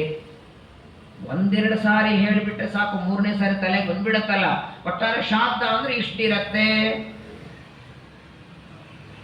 ಇಲ್ಲಿವರೆಗಂದ್ರೆ 60-70 ವರ್ಷ ಮಾಡ್ತಾ ಬಂದಿರ್ತಾರೆ. ಆದರೂ ಮತ್ತೆ ಪ್ರತಿ ಯಾಕೆ ಹೀಗಾಗತ್ತಂದ್ರೆ ಆ ಕರ್ಮಗಳನ್ನ ಯಾಂತ್ರಿಕವಾಗಿ ಮಾಡ್ತಿರ್ತಾನಟ್ಟೆ. ಅವ್ರು ಹೇಳ್ತಾರೆ, ಎಳ್ನೀರು ಬಿಡು, ಅಲ್ಲಿ ಅರಿಶಿನ ಹಾಕೋ, ಇಲ್ಲಿ ಕುಂಕುಮ ಹಾಕೋ, ಇಲ್ಲಿ ಹೂವ ಏರಿಸು. ಇದು ಯಾಕೆ? ಒಂದು ಸಾರಿ ಯಾವುದೇ ಹೋಮ ಮಾಡಿ ಒಬ್ಬರ ಆಚಾರ್ಯ ಒಂದು ಪ್ರಶ್ನೆ ಕೇಳಿ,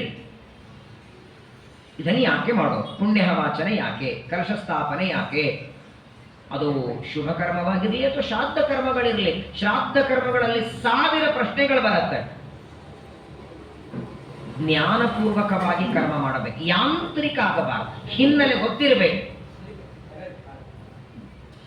ಊಟಕ್ಕೆ ಕೂತರೆ ಪರಿಶೇಚನ ಮಾಡಿದ ಮೇಲೆ ಚಿತ್ರಾವತಿ ಇಡಬೇಕು. ಒಬ್ಬ ವ್ಯಕ್ತಿ ನಿತ್ಯದಲ್ಲಿ 2 ಚಿತ್ರಾವತಿ ಇಡ್ತಿದ್ರು ಮನೆಯಲ್ಲಿ. ಮಠಕ್ಕೆ ಊಟಕ್ಕೆ ಬಂದರು, ಮಠದಲ್ಲಿ ಊಟಕ್ಕೆ ಕೂತಿದ್ರು, ಅವ್ರ ಎದುರುಗಡೆ ಒಬ್ಬರು ಆಚಾರ ಕೂತಿದ್ರು. ಆಚಾರ 4 ಇಟ್ಟರು. ಇವ್ರಿಗೆ ಚಿಂತೆ ಶುರುವಾಯ್ತು, 2 ಇಡಬೇಕು 4 ಇಡಬೇಕು. ಮನೆಯಲ್ಲಿ 2 ಇಡೋರು, ಈಗ ಮಠದಲ್ಲಿ ಆಚಾರ 4 ಇಟ್ಟಿದ್ದಾರೆ. 4 ಇವ್ರು ಇಟ್ಟರೆ ಏನು ಆಚಾರ ಕಾಪಿ ಮಾಡ್ತಾರೆ ಅಂತ ಬೈತಾರ, 5 ಇಟ್ಬಿಟ್ರೆ ಅವರು. ಈ ಕಡೆ 2 ಇಲ್ಲ, 3 ಇಲ್ಲ, 4 ಇಲ್ಲ, 5 ಇಟ್ಟು ಒಟ್ಟು ಎಲೆಯಲ್ಲಿ ಅನ್ನ ಇದೆ ಅಂತ ತಿಳ್ಕೊಂಡು ಸುತ್ತಮುತ್ತ ಎಲ್ಲ ಇಡೋದು. ಅದನ್ನ ಯಾರಿಗೆ ಆಹುತಿ, ಚಿತ್ರಾಹುತಿ ಅಂದ್ರೆ ಯಾರಿಗೆ, ಅವ್ರಿಗೆ ಯಾಕೆ ಕೊಡಬೇಕು? ಪ್ರತಿಯೊಂದು ಕರ್ಮಕ್ಕೆ ಅದರದ್ದೇ ಆದ ಹಿನ್ನೆಲೆ ಇದೆ. ಸಣ್ಣದಾದ ಪುಣ್ಯಾಹವಾಚನ ಹಿಡ್ಕೊಂಡು ಅಕ್ಷರಾಭ್ಯಾಸ ಯಾವುದೇ ಕರ್ಮ ಮಾಡಿ. ಶ್ರೀಮದ್ ಭಾಗವತದ 12 ಸ್ಕಂದ ಮುಗಿಲಿ, ಇದರ ಮಂಗಳಾದ ಮೇಲೆ ಒಂದ್ಸಲ 16 ಸಂಸ್ಕಾರಗಳ ಬಗ್ಗೆ ಒಂದ್ಸಲ ಪ್ರವಚನ ಮಾಡೋಣ. ತುಂಬ ಅವಶ್ಯಕತೆ ಇದೆ.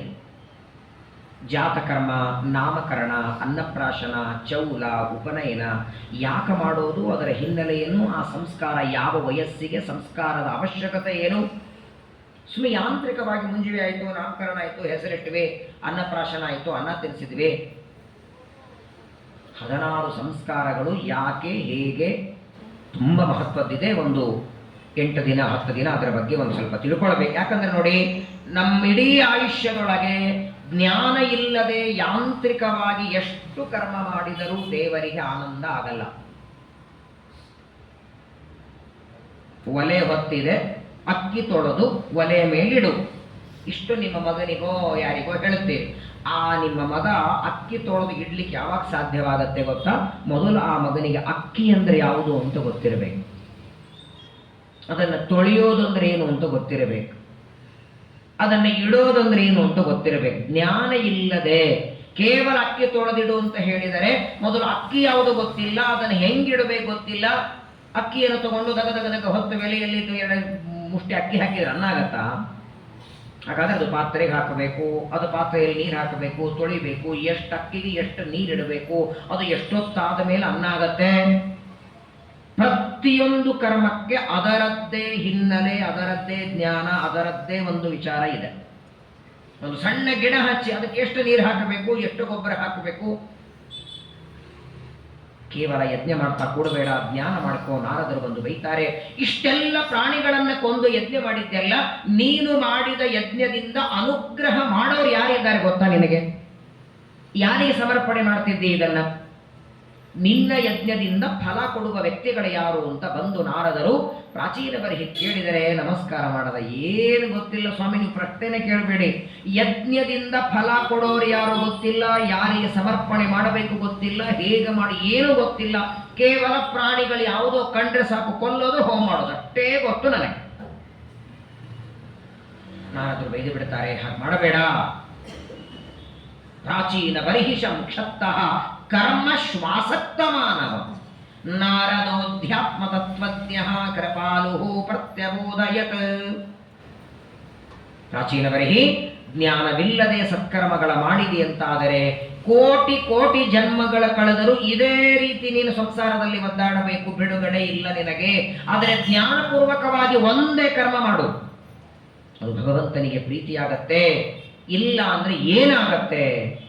ಯಾವುದೇ ಕರ್ಮ ಮಾಡುವಾಗ ಅದರ ಹಿನ್ನೆಲೆ ಗೊತ್ತಿಲ್ಲದೆ ಜ್ಞಾನಪೂರ್ವಕ ಮಾಡದಿದ್ರೆ ಏನು ಅನರ್ಥ ಆಗತ್ತೆ, ಆ ವಿಷಯದಲ್ಲಿ ನಿನಗೊಂದು ಕಥೆ ಹೇಳ್ತೇನೆ ಅಂತ ನಾರದರು ಪ್ರಾಚೀನ ಬರಿಹಿಗೆ ಒಂದು ಕಥೆ ಹೇಳ್ತಾರೆ. ಅದೇ ಪುರಂಜನ ಉಪಾಖ್ಯಾನ. ಬಹಳ ಸ್ವಾರಸ್ಯವಾದ ಕಥೆ ಇದೆ, ತುಂಬಾ ಚೆನ್ನಾಗಿದೆ. ಅತ್ರಥೇ ಕಥಯಿಷ್ಯೇಹಂ ಇತಿಹಾಸಂ ಪುರಾತನಂ ಪುರಂಜನಸ್ಯ ಚರಿತಂ ನಿಬೋಧಗದಿತೋ ಮಮ. ನೋಡು ರಾಜ, ಈ ಕಥೆಯನ್ನು ಚೆನ್ನಾಗಿ ನೆನಪಿಟ್ಟುಕೊಂಡು ಕೇಳ್ಕೊ ಅಂತಾರೆ. ಪುರಂಜನ ಅಂತ ಒಬ್ಬ ರಾಜ ಇದ್ದ. ಅವನಿಗೆ ಅವಿಜ್ಞಾತ ಸಖ ಅಂತ ಒಬ್ಬ ಗೆಳೆಯ ಇದ್ದ. ರಾಜನ ಹೆಸರು ಪುರಂಜನ, ಗೆಳೆಯನ ಹೆಸರು ಅವಿಜ್ಞಾತ ಸಖ.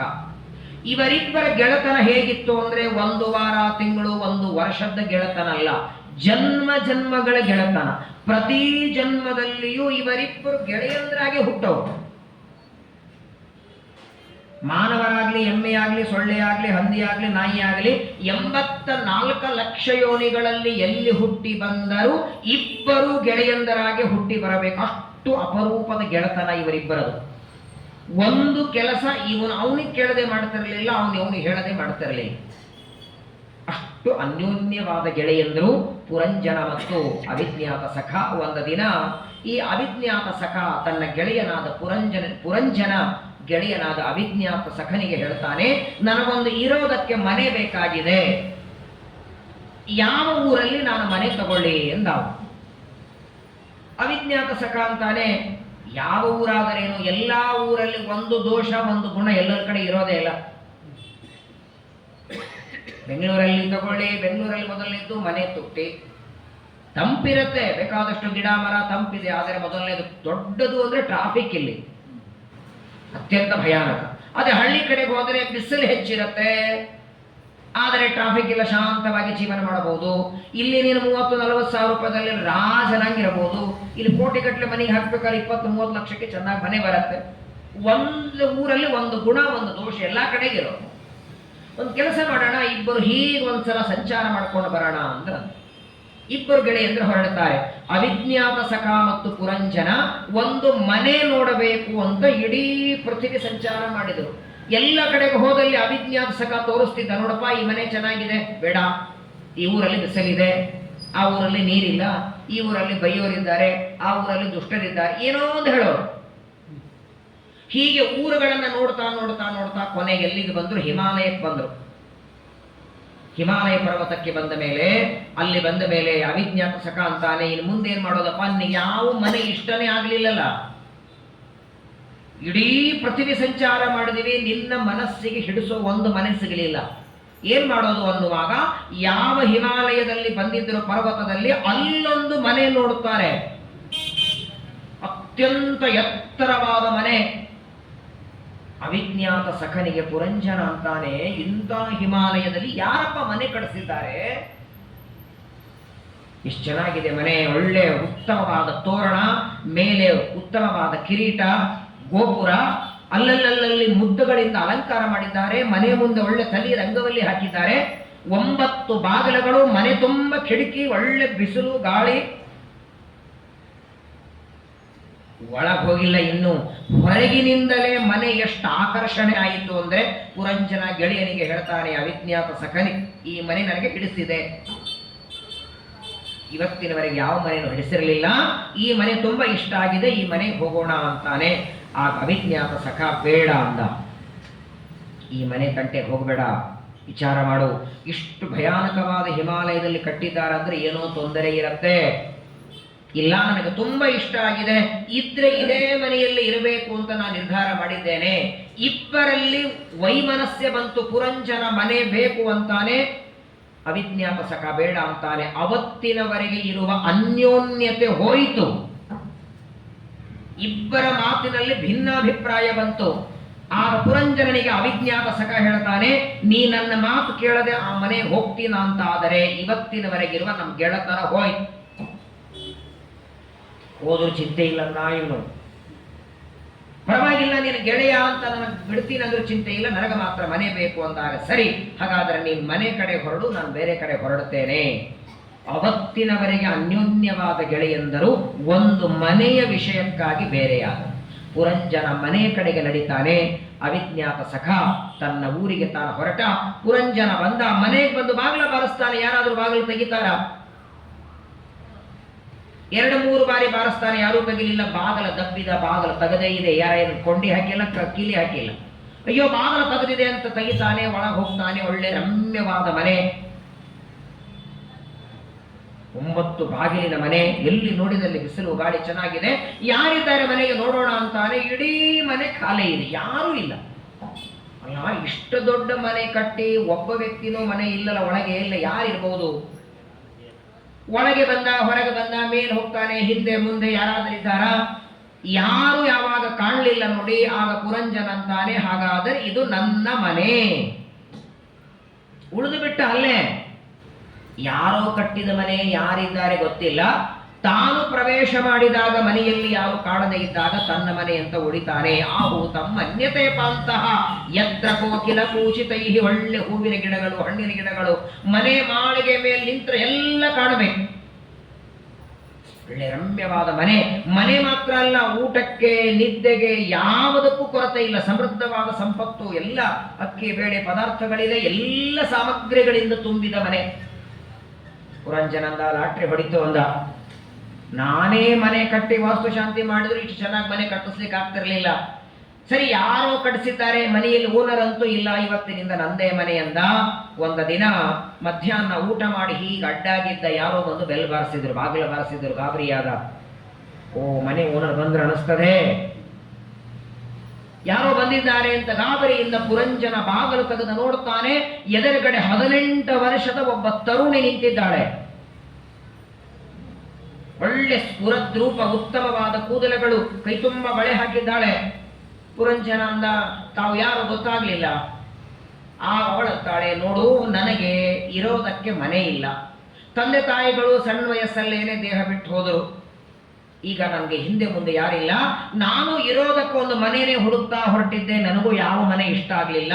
ಈ ದೊಡ್ಡ ಮನೆ ನೋಡಿದೆ, ನಾನು ಈ ಮನೆಯಲ್ಲಿ ಇರಬೇಕು ಅಂತ ಬಂದಿದ್ದೇನೆ. ಪುರಂಜನಂದ, ಇವಳು ನಮ್ಮ ಪಾರ್ಟಿನೇ, ಮನೆ ಓನರ್ ಅಲ್ಲ, ಪುಕ್ಸೆಟ್ಟೆ ನಮ್ಮ ಜೊತೆಗೆ ಇರೋದಕ್ಕೆ ಬಂದಿದ್ದಾಳೆ. ಸರಿ, ಅಲ್ಲಮ್ಮ, ಇಷ್ಟು ದೊಡ್ಡ ಮನೆಯೊಳಗೆ ಇರಬೇಕು ಅಂತ ಬಂದಿದ್ದೆ ನಿಜ, ಆದರೆ ನೀನು ನಾನು ಇಬ್ಬರೇ ಇರೋದು ಹೇಗೆ? ನಾವಿಬ್ಬರು ಈ ಮನೆಯಲ್ಲಿ ಇದ್ರೆ ತಪ್ಪು ತಿಳ್ಕೊಳಲ್ವ ಜನ ಎಲ್ಲ? ಆಗ ಅವಳಂತ ಒಂದು ಕೆಲಸ ಮಾಡು, ನನ್ನ ಮದುವೆ ಮಾಡ್ಕೊಂಡ್ಬಿಡು. ನೀನು ಮದುವೆ ಮಾಡಿಕೊಂಡು ನನ್ನನ್ನು ಹೆಂಡತಿಯಾಗಿ ಸ್ವೀಕಾರ ಮಾಡಿಬಿಟ್ರೆ ಗಂಡ ಹೆಂಡತಿ ಮನೆಯಲ್ಲಿ ಇರಬಹುದಲ್ಲ. ಓ, ಪುರಂಜನ ಅಂತ ಅಡ್ಡೇ ಇಲ್ಲ ಅಂದ.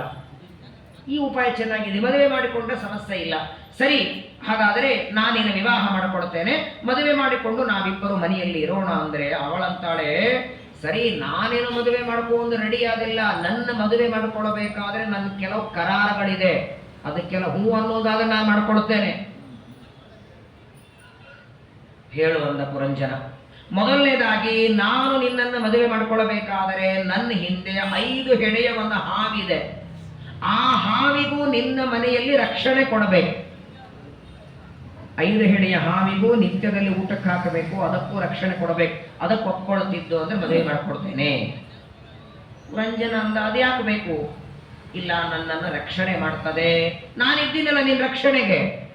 ಎಚ್ಚರಿದ್ದಾಗ ನೀ ರಕ್ಷಣೆ ಮಾಡ್ತೀವಿ, ಮಲಗಿದಾಗ ಯಾರಾದರೂ ಬಂದು ನನಗೆ ತೊಂದರೆ ಕೊಟ್ಟರೆ ಅದರ ರಕ್ಷಣೆಗೆ 5 ಹೆಡೆಯ ಹಾವು, ಅದನ್ನ ಮನೆಯೊಳಗೆ ಇಟ್ಕೊಳ್ತೇನೆ ಅನ್ನೋದಾದ್ರೆ ನಾನು ವಿವಾಹ ಮಾಡಿಕೊಳ್ತೇನೆ. ಆಗಲಿ ಎಂದ. 2ನೇ ಕರಾರು, ಆ 5 ಹೆಡೆಯ ಹಾವಿನ ಹಿಂದೆ 10 ಜನ ಬಲಿಷ್ಠರಿದ್ದಾರೆ, ಪ್ರಚಂಡ ಶಕ್ತಿವಂತರು. ಆ 10 ಜನರಿಗೂ ನಿನ್ನ ಮನೆಯಲ್ಲಿ ಆಶ್ರಯ ಕೊಡಬೇಕು. ಅವ್ರು ಯಾಕೆ ಬೇಕು? ಅವರೆಲ್ಲ ನಾನೆಲ್ಲೋ ಓಡಾಡ್ಲಿಕ್ಕೆ ಹೋದರೆ ನನ್ನ ಹಿಂದೆ ಬಾಡಿಗಾರ್ಡ್ ಇದ್ದಾರೆ, ಅವರೆಲ್ಲರನ್ನು ನೀನು ಊಟಕ್ಕೆ ಹಾಕ್ತೇನೆ ಅಂದ್ರೆ ವಿವಾಹ ಮಾಡಿಕೊಳ್ಳುತ್ತೇನೆ. ತಥಾಸ್ತು ಅಂದ. 3ನೇ ಕರಾರ್ ಹಾಕ್ತಾಳೆ, ಈ 10 ಜನರ ಒಬ್ಬೊಬ್ಬರ ಹಿಂದೆ 100 ಜನ ಇದ್ದಾರೆ, ಅವರೆಲ್ಲರನ್ನು ನೀನು ಮನೆಯಲ್ಲಿ ಇಟ್ಕೊಂಡು ಊಟಕ್ಕೆ ಹಾಕಬೇಕು. 5 ಹೆಡೆಯ ಹಾವು, ಅದರ ಹಿಂದೆ 10 ಜನ, ಅದರ ಹಿಂದೆ 100 ಜನ, ಇವರೆಲ್ಲರಿಗೂ ನಿತ್ಯ ಊಟಕ್ಕೆ ಹಾಕ್ತೀನಂತ ಅಂದ್ರೆ ನಾನು ವಿವಾಹ ಮಾಡಿಕೊಡುತ್ತೇನೆ. ಸರಿ ಅಂದ. ಅದಾದ ಮೇಲೆ ಇನ್ನೊಂದು ಕರಾರ್ ಹಾಕ್ತಾಳೆ, ನಾನಿನ ಮದುವೆಯಾದ ಮೇಲೆ ಎಲ್ಲೇ ನೀನು ಹೋದ್ರು ನಾನು ಬಿಟ್ಟು ಹೋಗೋ ಹಾಗಿಲ್ಲ. ನೀನು ಯುದ್ಧ ಮಾಡಲಿಕ್ಕೆ ಹೋಗು, ವಿಹಾರಕ್ಕೆ ಹೋಗು, ಆಟ ಆಡ್ಲಿಕ್ಕೆ ಹೋಗು, ಎಲ್ಲಿ ಹೋದರೂ ನನ್ನ ಬಿಟ್ಟು ಹೋಗೋ ಹಾಗಿಲ್ಲ. ಯಾವತ್ತು ನನ್ನನ್ನು ಒಬ್ಬಂಟಿಗಳಾಗಿ ಬಿಟ್ಟು ಹೋಗ್ತಿ ಅವತ್ತೇ ನೀನು ಬಿಟ್ಟು ಹೋಗಿ ಬಿಡುತ್ತೇನೆ ನಾನು. ಆಯ್ತು ಅಂದ. ಇಷ್ಟೇನಾ, ಇನ್ನೇನಾದ್ರೂ ಇದೆಯಾ? ಅವಳಂತಾಳೆ, ಇಷ್ಟೆಲ್ಲ ಪ್ರಾರಂಭ ಖರೆ ಕರ ಇನ್ಮೇಲೆ ಶುರುವಾಗತ್ತೆ. ಹಾವಿಗೆ ಇಟ್ಕೊಳ್ಳೋದು, ಅವರೆಲ್ಲ ಬಾಡಿಗಾರ್ಡ್ ಇಟ್ಕೊಳ್ಳೋದಾಯ್ತು, ಖರೆ ಕರಾರ್ ಇನ್ಮೇಲೆ. ಅವಳು ಹೇಳ್ತಾಳೆ, ನಾನು ನಿನ್ನ ವಿವಾಹ ಆಗಬೇಕಾದರೆ 2 ಹೊತ್ತು ಅಡಿಗೆ ನೀನೇ ಮಾಡಿ ಹಾಕ್ಬೇಕು. ನನಗೆ ಅಡಿಗೆ ಮಾಡನ್ನೋ ಹಂಗಿಲ್ಲ, ಪಾತ್ರೆ ತಿಕ್ಕನ್ನೋ ಹಂಗಿಲ್ಲ, ಕಸ ಬಳಿ ಅನ್ನೋ ಹಂಗಿಲ್ಲ. ನಾನೇನು ಹೇಳ್ತಾ ನೀನ್ ಕೇಳಬೇಕು, ನೀ ಹೇಳಿದ್ದೆಲ್ಲ ನಾನು ಕೇಳಬೇಕು ಅಂತ ಇಚ್ಛೆ ಪಡಬಾರದು ನೀನು.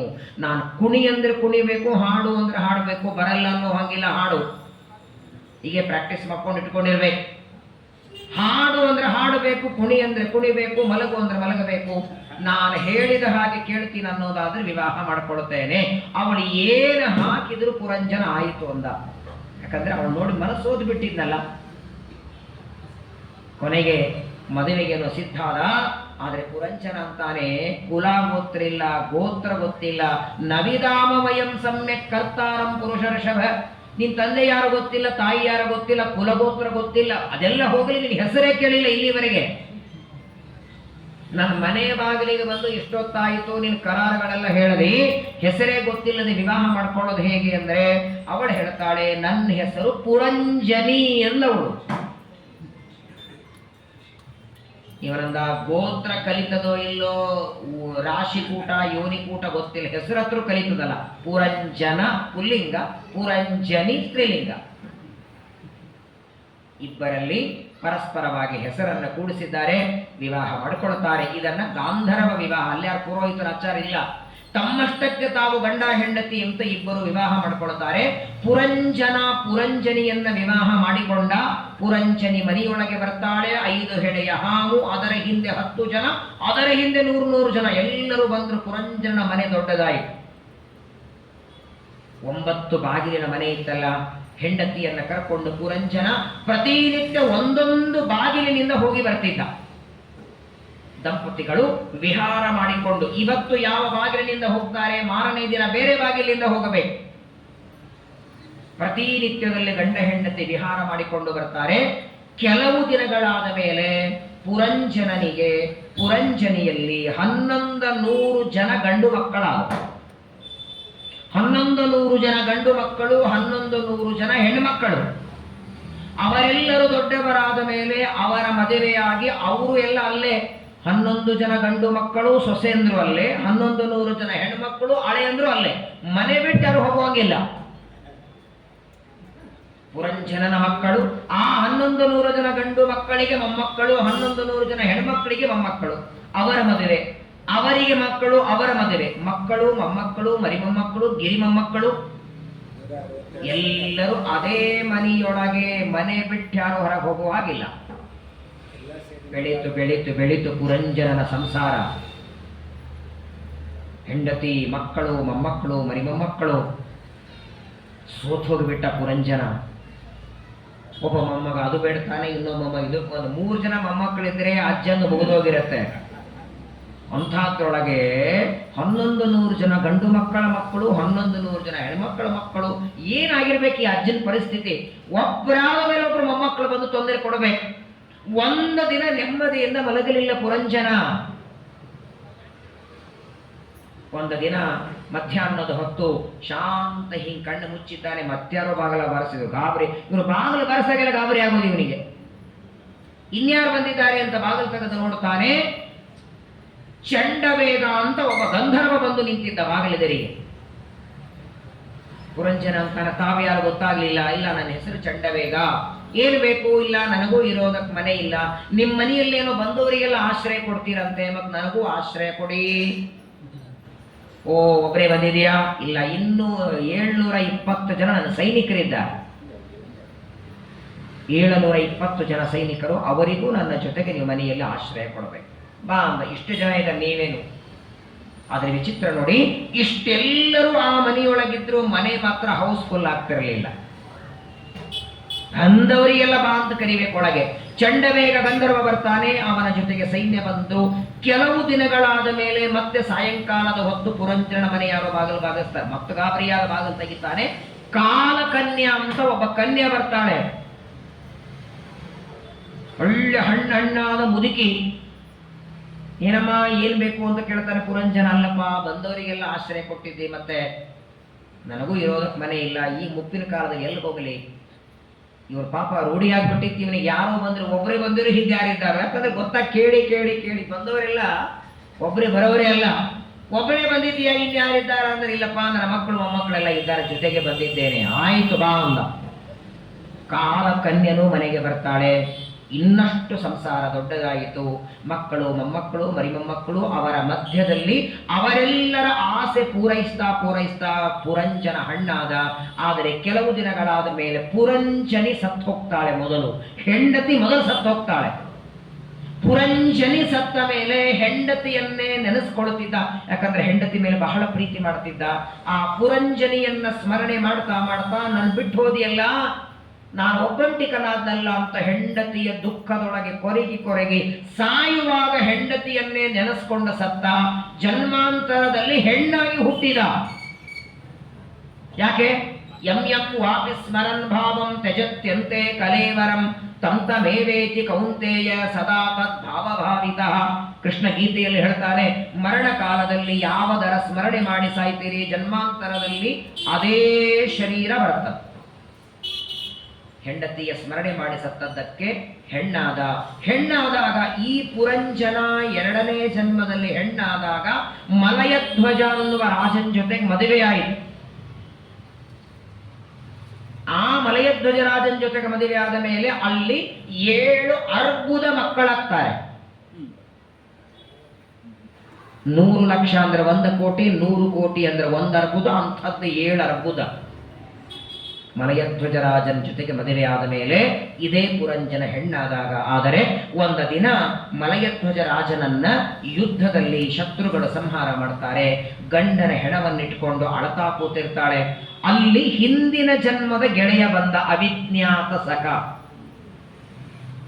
ಆ ಅವಿಜ್ಞಾತ ಸಖ ಅಲ್ಲಿಗೆ ಬಂದು ಅಳತಾ ಇರುವ ಅವಳನ್ನ ನೋಡಿ ಹೇಳ್ತಾನೆ, ನೀನು ಹಿಂದಿನ ಜನ್ಮದಲ್ಲಿ ಪುರಂಜನ ಹೌದು ಅಲ್ಲೋ? ಹೌದು. ನಿನಗೆ ಆ ಮನೆಗೆ ಹೋಗ್ಬೇಡ ಅಂತ ಹೇಳಿದ್ದಲ್ಲ ನಾನು. ಯಾವ ಮನೆಗಾಗಿ ನಮ್ಮಿಬ್ಬರಲ್ಲಿ ಜಗಳ ಆಯಿತು, ಯಾವ ಮನೆಯಲ್ಲಿ ನನ್ನ ಬಿಟ್ಟು ಹೋಗಿದ್ದು, ಇವತ್ತು ನಿನ್ನ ಪರಿಸ್ಥಿತಿ ಏನಾಗಿದೆ ನೋಡು. ಮತ್ತೆ ಆ ಅವಿಜ್ಞಾಪಸಕ ಬಂದ. ಪುರಂಜನ, ಆ ಜನ್ಮಾಂತರದಲ್ಲಿ ಹೆಣ್ಣಾದ ಪುರಂಜನನನ್ನು ಕರ್ಕೊಂಡು, ನಡಿ ನನ್ನ ಜೊತೆಗೆ ನಾನು ಉದ್ಧಾರ ಮಾಡ್ತೇನೆ ಅಂತ ಕರ್ಕೊಂಡು ಹೋಗಿ ಬಿಟ್ಟ. ಇಷ್ಟು ಕಥೆಯನ್ನ ನಾರದ ಋಷಿಗಳು ಪ್ರಾಚೀನ ಬರೆಹಿಗೆ ನಿರೂಪಣೆ ಮಾಡ್ತಾರೆ. ಇಷ್ಟೆಲ್ಲ ಕತೆ ಹೇಳಿದ ಮೇಲೆ ಒಂದು ಪ್ರಶ್ನೆ ಕೇಳಿದ್ರಂತೆ ನಾರದರು. ಏನಾದರೂ ಅರ್ಥ ಆಯ್ತೇನಪ್ಪ ಅಂತ ಕೇಳಿದರು. ನಾರದರಿಗೆ ಪ್ರಾಚೀನ ಬರೆಹಿ ಅಂತಾನೆ, ಕಥೆಯೇನೋ ಚೆನ್ನಾಗಿದೆ, ಒಳ್ಳೆ ರಾಜ ಹೆಂಡತಿ ವಿವಾಹ ಆದರೂ ಒಳ್ಳೆ ಮನೆಗಿನಿ ಎಲ್ಲ ಚೆನ್ನಾಗಿ ಕಥೆ ಇದೆ. ಆದರೆ ಸದ್ಯಕ್ಕೆ ಸಂಬಂಧ ಏನು? ಕೇವಲ ಕರ್ಮ ಮಾಡುವ ನನಗೆ ಕರ್ಮ ಮಾತ್ರ ಮಾಡಬೇಡ, ಜ್ಞಾನಪೂರ್ವಕವಾಗಿ ಕರ್ಮ ಮಾಡು ಅಂತ ಹೇಳಿದ್ರಿ. ಜ್ಞಾನ ಇಲ್ಲದೆ, ಹಿನ್ನೆಲೆ ಇಲ್ಲದೆ ಕರ್ಮ ಮಾಡಿದರೆ ಏನು ಅನರ್ಥ ಆಗತ್ತೆ ಅಂತ ಹೇಳೋದಕ್ಕೆ ಹೊರಟ್ರಿ. ಈ ಕಥೆಯಿಂದ ನಾನು ಏನ್ ತಿಳ್ಕೊಳ್ಳಿ? ಕವಯಸ್ತದ್ವಿಜಾನಂತಿ ನವಯಂ ಕರ್ಮ ಮೋಹಿತಾ. ಹಿಂದೆ ಮುಂದೆ ಗೊತ್ತಾಗ್ಲಿಲ್ಲ ಅಂದಾಗ ನಾರದರಂತಾರೆ, ಸರಿ, ಹಾಗಾದ್ರೆ ಕಥೆ ಇನ್ನೊಮ್ಮೆ ಹೇಳ್ತೇನೆ ಕೇಳು. ಇದೇ ಕಥೆಯನ್ನ ಮತ್ತೊಮ್ಮೆ ನಾರದರು ಪ್ರಾಚೀನ ಬರಿಹಿಗೆ ಹೇಳ್ತಾರೆ. ಅಧ್ಯಾತ್ಮದಲ್ಲಿ ಕಥೆ ಹೇಳುತ್ತಾರೆ. ಸಮಯ ಆಗಿದೆ, ಆದರೆ ನಾನು ಮುಂದೆ ಯಾವಾಗಲೂ ಈ ಕಥೆ ಹೇಳಿದ್ರೆ ಸ್ವಾರಸ್ಯ ಇರಲ್ಲ. ಯಾಕಂದ್ರೆ ಇವತ್ತೇ ಈ ಸ್ಕಂದವನ್ನು ಮುಗಿಸ್ಬೇಕಾದದ್ದರಿಂದ ಸಂಕ್ಷೇಪದಲ್ಲಿ ಇವಾಗ ಹೇಳ್ತೇನೆ, ಮುಂದಿನ ಪ್ರವಚನದಲ್ಲಿ ಅದರ ವಿವರಣೆ ಮಾಡುತ್ತೇನೆ. ಇದೇ ಕಥೆಯನ್ನ ಅಧ್ಯಾತ್ಮದಲ್ಲಿ ನಾರದರು ತಿರುಗಿಸ್ತಾರೆ. ಇನ್ನೊಮ್ಮೆ ಕಥೆಯನ್ನು ಹೇಳ್ತಾರೆ ನೋಡು.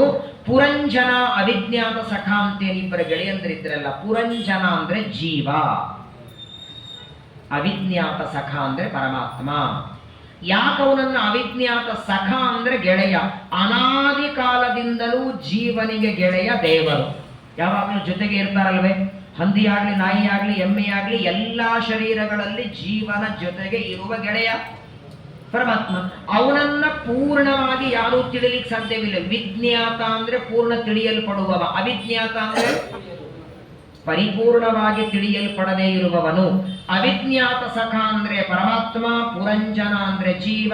ಇವರಿಬ್ಬರು ಮನೆಗಳನ್ನ ಹುಡುಕ್ತಾ ಹೊರಟರು. ಮನೆ ಅಂದ್ರೆ ಶರೀರ, ದೇಹಗಳು. ಇರುವೆ, ಸೊಳ್ಳೆ, ಹಂದಿ, ನಾರಿ, ಮೊಸಳೆ, ಮೀನು, ಆಕಳು, ಎಮ್ಮೆ ಅಥವಾ ಹುಲಿ, ಸಿಂಹ, ಇವೇ ಮನೆಗಳು. ಇವೆಲ್ಲ ಹುಡುಕ್ತಾ ಹುಡುಕ್ತಾ ಹಿಮಾಲಯಕ್ಕೆ ಬಂದು 9 ಬಾಗಿಲಿನ ಮನೆ ಅಂದ್ರೆ ಮಾನವ ಶರೀರ. ಇದನ್ನ ನೋಡಿದ ಪುರಂಜನ ಜೀವ. ಮಾನವ ಶರೀರ ನೋಡಿ ನಾನು ಒಳಗೆ ಪ್ರವೇಶ ಮಾಡ್ತೇನೆ ಅಂತ ಪುರಂಜನ ಜೀವ ಅಂತಾನೆ. ದೇವರು ಬೇಡ ಅಂದ. ಒಂದು ಬಾರಿ ಶರೀರದಲ್ಲಿ ಪ್ರವೇಶ ಮಾಡಿದೆ ಅಂದ್ರೆ ಬಿಡುಗಡೆ ಆಗೋದು ಕಷ್ಟ. ಇಲ್ಲ, ಆ ಮನೆ ನನಗೆ ಹಿಡಿಸಿದೆ, ನಾನು ಹೋಗ್ತೇನೆ. ಅವತ್ತು ಇಬ್ಬರು ಗೆಳೆಯಂದರಲ್ಲಿ ವೈಮನಸ್ಸೆ ಬಂತು ಅಂದ್ರೆ ಅರ್ಥ ಏನು? ಜೀವ ಶರೀರವೆಂಬ ಮನೆಯನ್ನ ಪಡೆಯುವಾಗ ದೇವರನ್ನ ಮರೆತು ಬಿಟ್ಟ. ಅವತ್ತಿನವರೆಗಿರುವ ಗೆಳೆತನ ಮರ್ತೋಯಿತು. 9 ಬಾಗಿಲಿನ ದೇಹ ಎಂಬ ಮನೆಗೆ ಪುರಂಜನ ಅಂದ್ರೆ ಜೀವ ಎಂಟ್ರಿ ಆದ.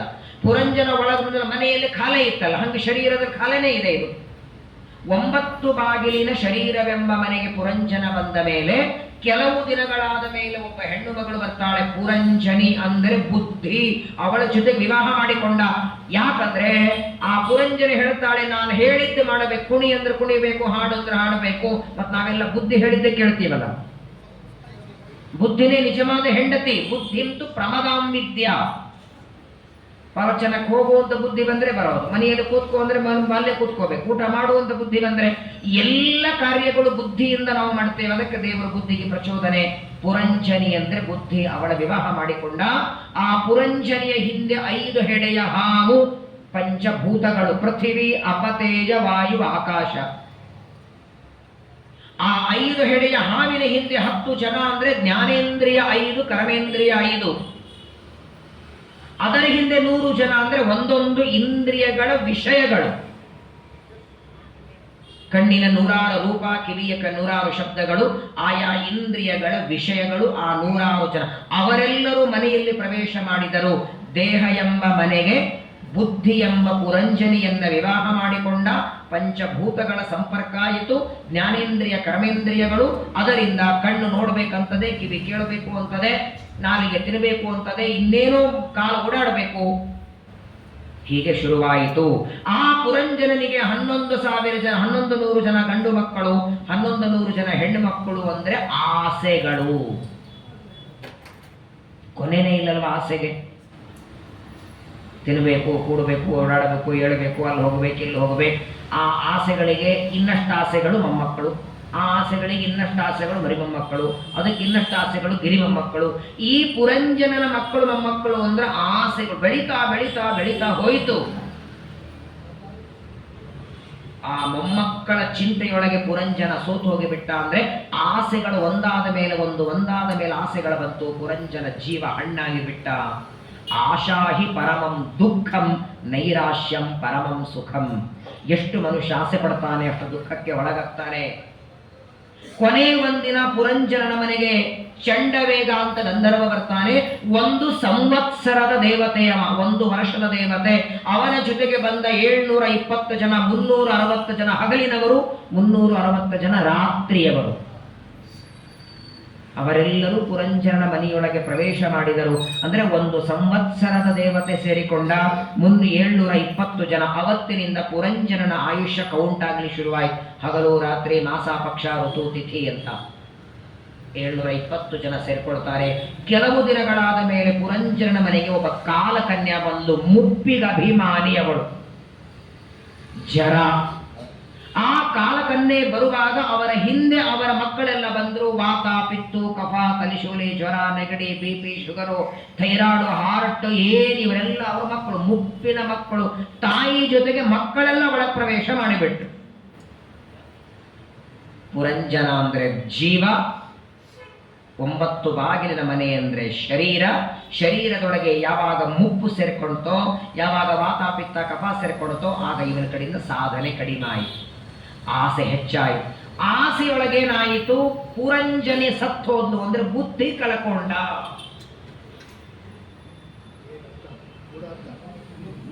ಪುರಂಜನಿ ಸತ್ತೋಗ್ತಾಳ ಅಂದ್ರೆ ಬುದ್ಧಿ ಕಳ್ಕೊಂಡ. ಯಾಕಂದ್ರೆ ಯಾವಾಗ ಮನುಷ್ಯನಿಗೆ ನೂರಾರು ಆಸೆಗಳಾಗತ್ತೆ, ನಾನು ಎದಕ್ಕೆ ಭೂಮಿಗೆ ಬಂದೀನಿ ಅನ್ನೋದೇ ಕಳ್ಕೊಂಡ್ಬಿಡ್ತಾನೆ, ಬುದ್ಧಿ ಕಳ್ಕೊಂಡ.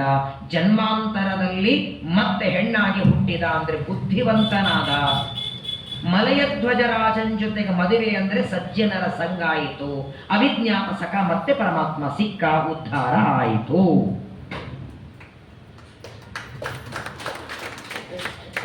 ಅದ್ಭುತವಾದ ಕಥೆ. ಇದನ್ನ ಇನ್ನೂ ವಿಸ್ತಾರ ಮಾಡಬೇಕು.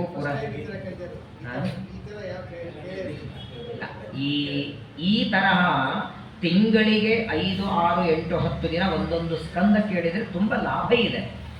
7 ದಿನ ಭಾಗವತಲ್ಲಿ ಹೇಳೋರಾದ್ರೆ ಏನ್ ಮಾಡ್ಬೇಕು ಹೇಳಿ, ಅವರಿಗೊಂದು ದೊಡ್ಡ ಸಮಸ್ಯೆ. ಯಾಕಂದ್ರೆ 7ನೇ ದಿನ ಮಂಗಳ ಮಾಡೋದಿರ್ತದೆ. ಇದು ತಿಂಗಳಿಗೆ 6 ದಿನನೂ ಸಾಲಲ್ಲ ಒಂದು ಸ್ಕಂದಕ್ಕೆ. ಪರವಾಗಿಲ್ಲ, ಸ್ವಲ್ಪ ಆದರೂ ವಿವರಣೆ ಮಾಡಬಹುದು. ಇನ್ನೂ ಪುರಂಜನ ಉಪಕಾರ ಅದ್ಭುತವಾದ ಚರಿತ್ರೆ. ಈಗ ನಾರದರು ಕೇಳ್ತಾರೆ, ತಲೆ ಹೋಯ್ತೇನೋ ಅಂತ. ಯಾವ ಆ ಜೀವ, ಪುರಂಜನವೆಂಬ ಜೀವ ದೇವರನ್ನ ಮರೆತು ಶರೀರವೆಂಬ ಮನೆಯಲ್ಲಿ ಪ್ರವೇಶ ಮಾಡಿ ಹೇಗೆ ಒದ್ದಾಡಿದ, ಹಾಗೆ ದೇವರನ್ನ ಮರೆತು ಕೇವಲ ಯಜ್ಞಯಾಗ ಮಾಡಿದಿ, ಪುರಂಜನನಂತೆ ನೀನು ಒದ್ದಾಡ್ತಿ. ಈ ಕಥೆಯ ರಹಸ್ಯ ಅದು. ಕೇವಲ ಕರ್ಮ ಮಾಡಬೇಡ, ಸರ್ವೋತ್ತಮನಾದ ಭಗವಂತರ ಜ್ಞಾನಪೂರ್ವಕವಾಗಿ ಕರ್ಮ ಮಾಡುವಂತ ಪುರಂಜನ ಕಥೆಯನ್ನ ಹೇಳ್ತಾರೆ. ನಾರದರ ಮಾತಿನಿಂದ ತಲೆ ಹೋಯಿತು. ಅವತ್ತಿನಿಂದ ಕರ್ಮವನ್ನ ಬಿಟ್ಟ, ಜ್ಞಾನ ಮಾರ್ಗವನ್ನ ಹಿಡಿತಾನೆ. ಮುಂದೆ ಅದೇ ಪ್ರಾಚೀನ ಬರ್ಹಿರಾಜನಿಗೆ 10 ಜನ ಗಂಡು ಮಕ್ಕಳು ಹುಟ್ಟುತ್ತಾರೆ. 10 ಜನರಿಗೂ ಪ್ರಾಚೇತಸರು ಅಂತ ಹೆಸರಿಟ್ಟ. ಮಕ್ಕಳಿಗೆ ಹೇಳ್ತಾನೆ, ನನ್ನಂತೆ ಕರ್ಮ ಮಾಡೋ ಮಕ್ಕಳಾಗಬೇಡಿ, ನಾನು ಬರೇ ಕರ್ಮ ಮಾಡ್ತಾ ಕೂತೆ, ನನ್ನಂಗಾಗಬೇಡಿ, ನೀವೆಲ್ಲ ತಪಸ್ಸಿಗೆ ಹೋಗಿ ಅಂತ 10 ಜನ ಗಂಡು ಮಕ್ಕಳನ್ನು ಅರಣ್ಯಕ್ಕೆ ಕಳಿಸ್ತಾನೆ. ಅವರು ತಪಸ್ಸಿಗೆ ಬರ್ತಾ ಇರುವಾಗ ದಾರಿಯಲ್ಲಿ ನಾರದರ ಭೇಟಿಯಾಯಿತು, ರುದ್ರದೇವರ ಭೇಟಿಯಾಯಿತು. ಆಗ ರುದ್ರದೇವರು 10 ಜನ ಪ್ರಾಚೇತಸರಿಗೆ ಉಪದೇಶ ಮಾಡ್ತಾರೆ. ಅದನ್ನ ರುದ್ರಗೀತ ಅಂತ ಕರೀತಾರೆ. ಗೋಪಿಗೀತ, ವೇಣುಗೀತ, ಭ್ರಮರಗೀತ, ಭಿಕ್ಷುಗೀತ, ಉದ್ಧವಗೀತ, ಕಪಿಲಗೀತ, ರುದ್ರಗೀತ, ಗೀತಗಳದೇ ಒಂದು ಭಾಗವತ ಇದೆ. ಎಲ್ಲ ಸ್ಕಂದಗಳಲ್ಲಿ ಒಂದೊಂದು ಗೀತ ತೆಗೆದರೇನೆ ಪ್ರತ್ಯೇಕವಾಗಿ ಭಾಗವತ. ರುದ್ರದೇವರು ಸ್ತೋತ್ರ ಮಾಡಿದ್ದು, ಉಪದೇಶ ಮಾಡಿದ್ದು ರುದ್ರಗೀತ. ಮುಂದೆ ಈ 10 ಜನ ಪ್ರಾಚೀನ ಬರ್ಹಿರಾಜನ ಮಕ್ಕಳಾದ ಪ್ರಾಚೇತಸರು ವಿವಾಹ ಮಾಡಿಕೊಳ್ತಾರೆ. ಅವರಲ್ಲಿ ಹಿಂದೆ ರುದ್ರದೇವರ ಅವಮಾನ ಮಾಡಿದ ದಕ್ಷ ಪ್ರಜಾಪತಿ ಮತ್ತೆ ಹುಟ್ಟಿ ಬರ್ತಾನೆ. ಇಲ್ಲಿ ಪ್ರಚೇತಸರ ಮಗನಾಗಿ ಪ್ರಾಚೇತಸ ದಕ್ಷನಾಗಿ ಹುಟ್ಟಿ ಬರ್ತಾನೆ. ಅವನ ಕಥೆಯನ್ನ ಮುಂದೆ ವಿಸ್ತಾರವಾಗಿ ಹೇಳ್ತಾರೆ. ಇಂತಹ ಪುರಂಜನ ಉಪಾಖ್ಯಾನವನ್ನು ಹೇಳಿ ಪರಮಾತ್ಮನ ಜ್ಞಾನ ಅವಶ್ಯಕ.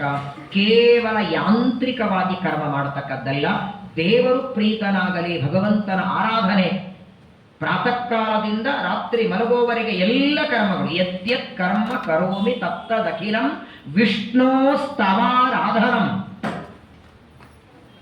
ಪ್ರಾತಃ ಪ್ರಭೃತಿ ಸಾಯಾಂತಂ ಸಾಯಾನ್ನೇ ಪ್ರಾತರಂ ತಥಾ ಯತ್ಕರೋಮಿ ಜಗನ್ನಾಥ ತದಸ್ತು ತವ ಪೂಜನಂ. ಎಲ್ಲ ಸತ್ಕರ್ಮಗಳು ದೇವರ ಪೂಜೆಯಾಗಲಿ ಅನ್ನುವ ಅನುಸಂಧಾನ ಬರಬೇಕು ಅನ್ನೋದನ್ನ ಜ್ಞಾನಿಗಳಾದ ನಾರದರು ಪ್ರಾಚೀನ ಬರ್ಹಿರಾಜನಿಗೆ ಉಪದೇಶ ಮಾಡ್ತಾರೆ. ಅಂತಹ ಪುರಂಜನ ಉಪಾಖ್ಯಾನದ ಜೊತೆಗೆ ಪ್ರಾಚೇತಸರ ಕಥೆಯ ಜೊತೆಗೆ ಚತುರ್ಥ ಸ್ಕಂದದ ಸಮಾಪ್ತಿ ಅಂದರೆ ಇನ್ನೂ ಕೆಲವು ವಿಚಾರಗಳಿದೆ. ಮತ್ತೆ ಮುಂದಿನ ತಿಂಗಳಲ್ಲಿ 4ನೇ ಸ್ಕಂದದ ಕೊನೆಯ ಭಾಗ ರುದ್ರಗೀತೆಯ 1-2 ಮಾತುಗಳು. ಬರೀ ರುದ್ರಗೀತ ರುದ್ರದೇವರು ಉಪದೇಶ ಮಾಡಿದರು ಅಂತ ಇಷ್ಟೇ ಹೇಳಿದ್ದೇನೆ. 1-2 ಮಾತು ರುದ್ರಗೀತೆಯ ಬಗ್ಗೆ ಹೇಳಿ ಮತ್ತೆ ಮುಂದಿನ ತಿಂಗಳು ಪಂಚಮ ಸ್ಕಂದ.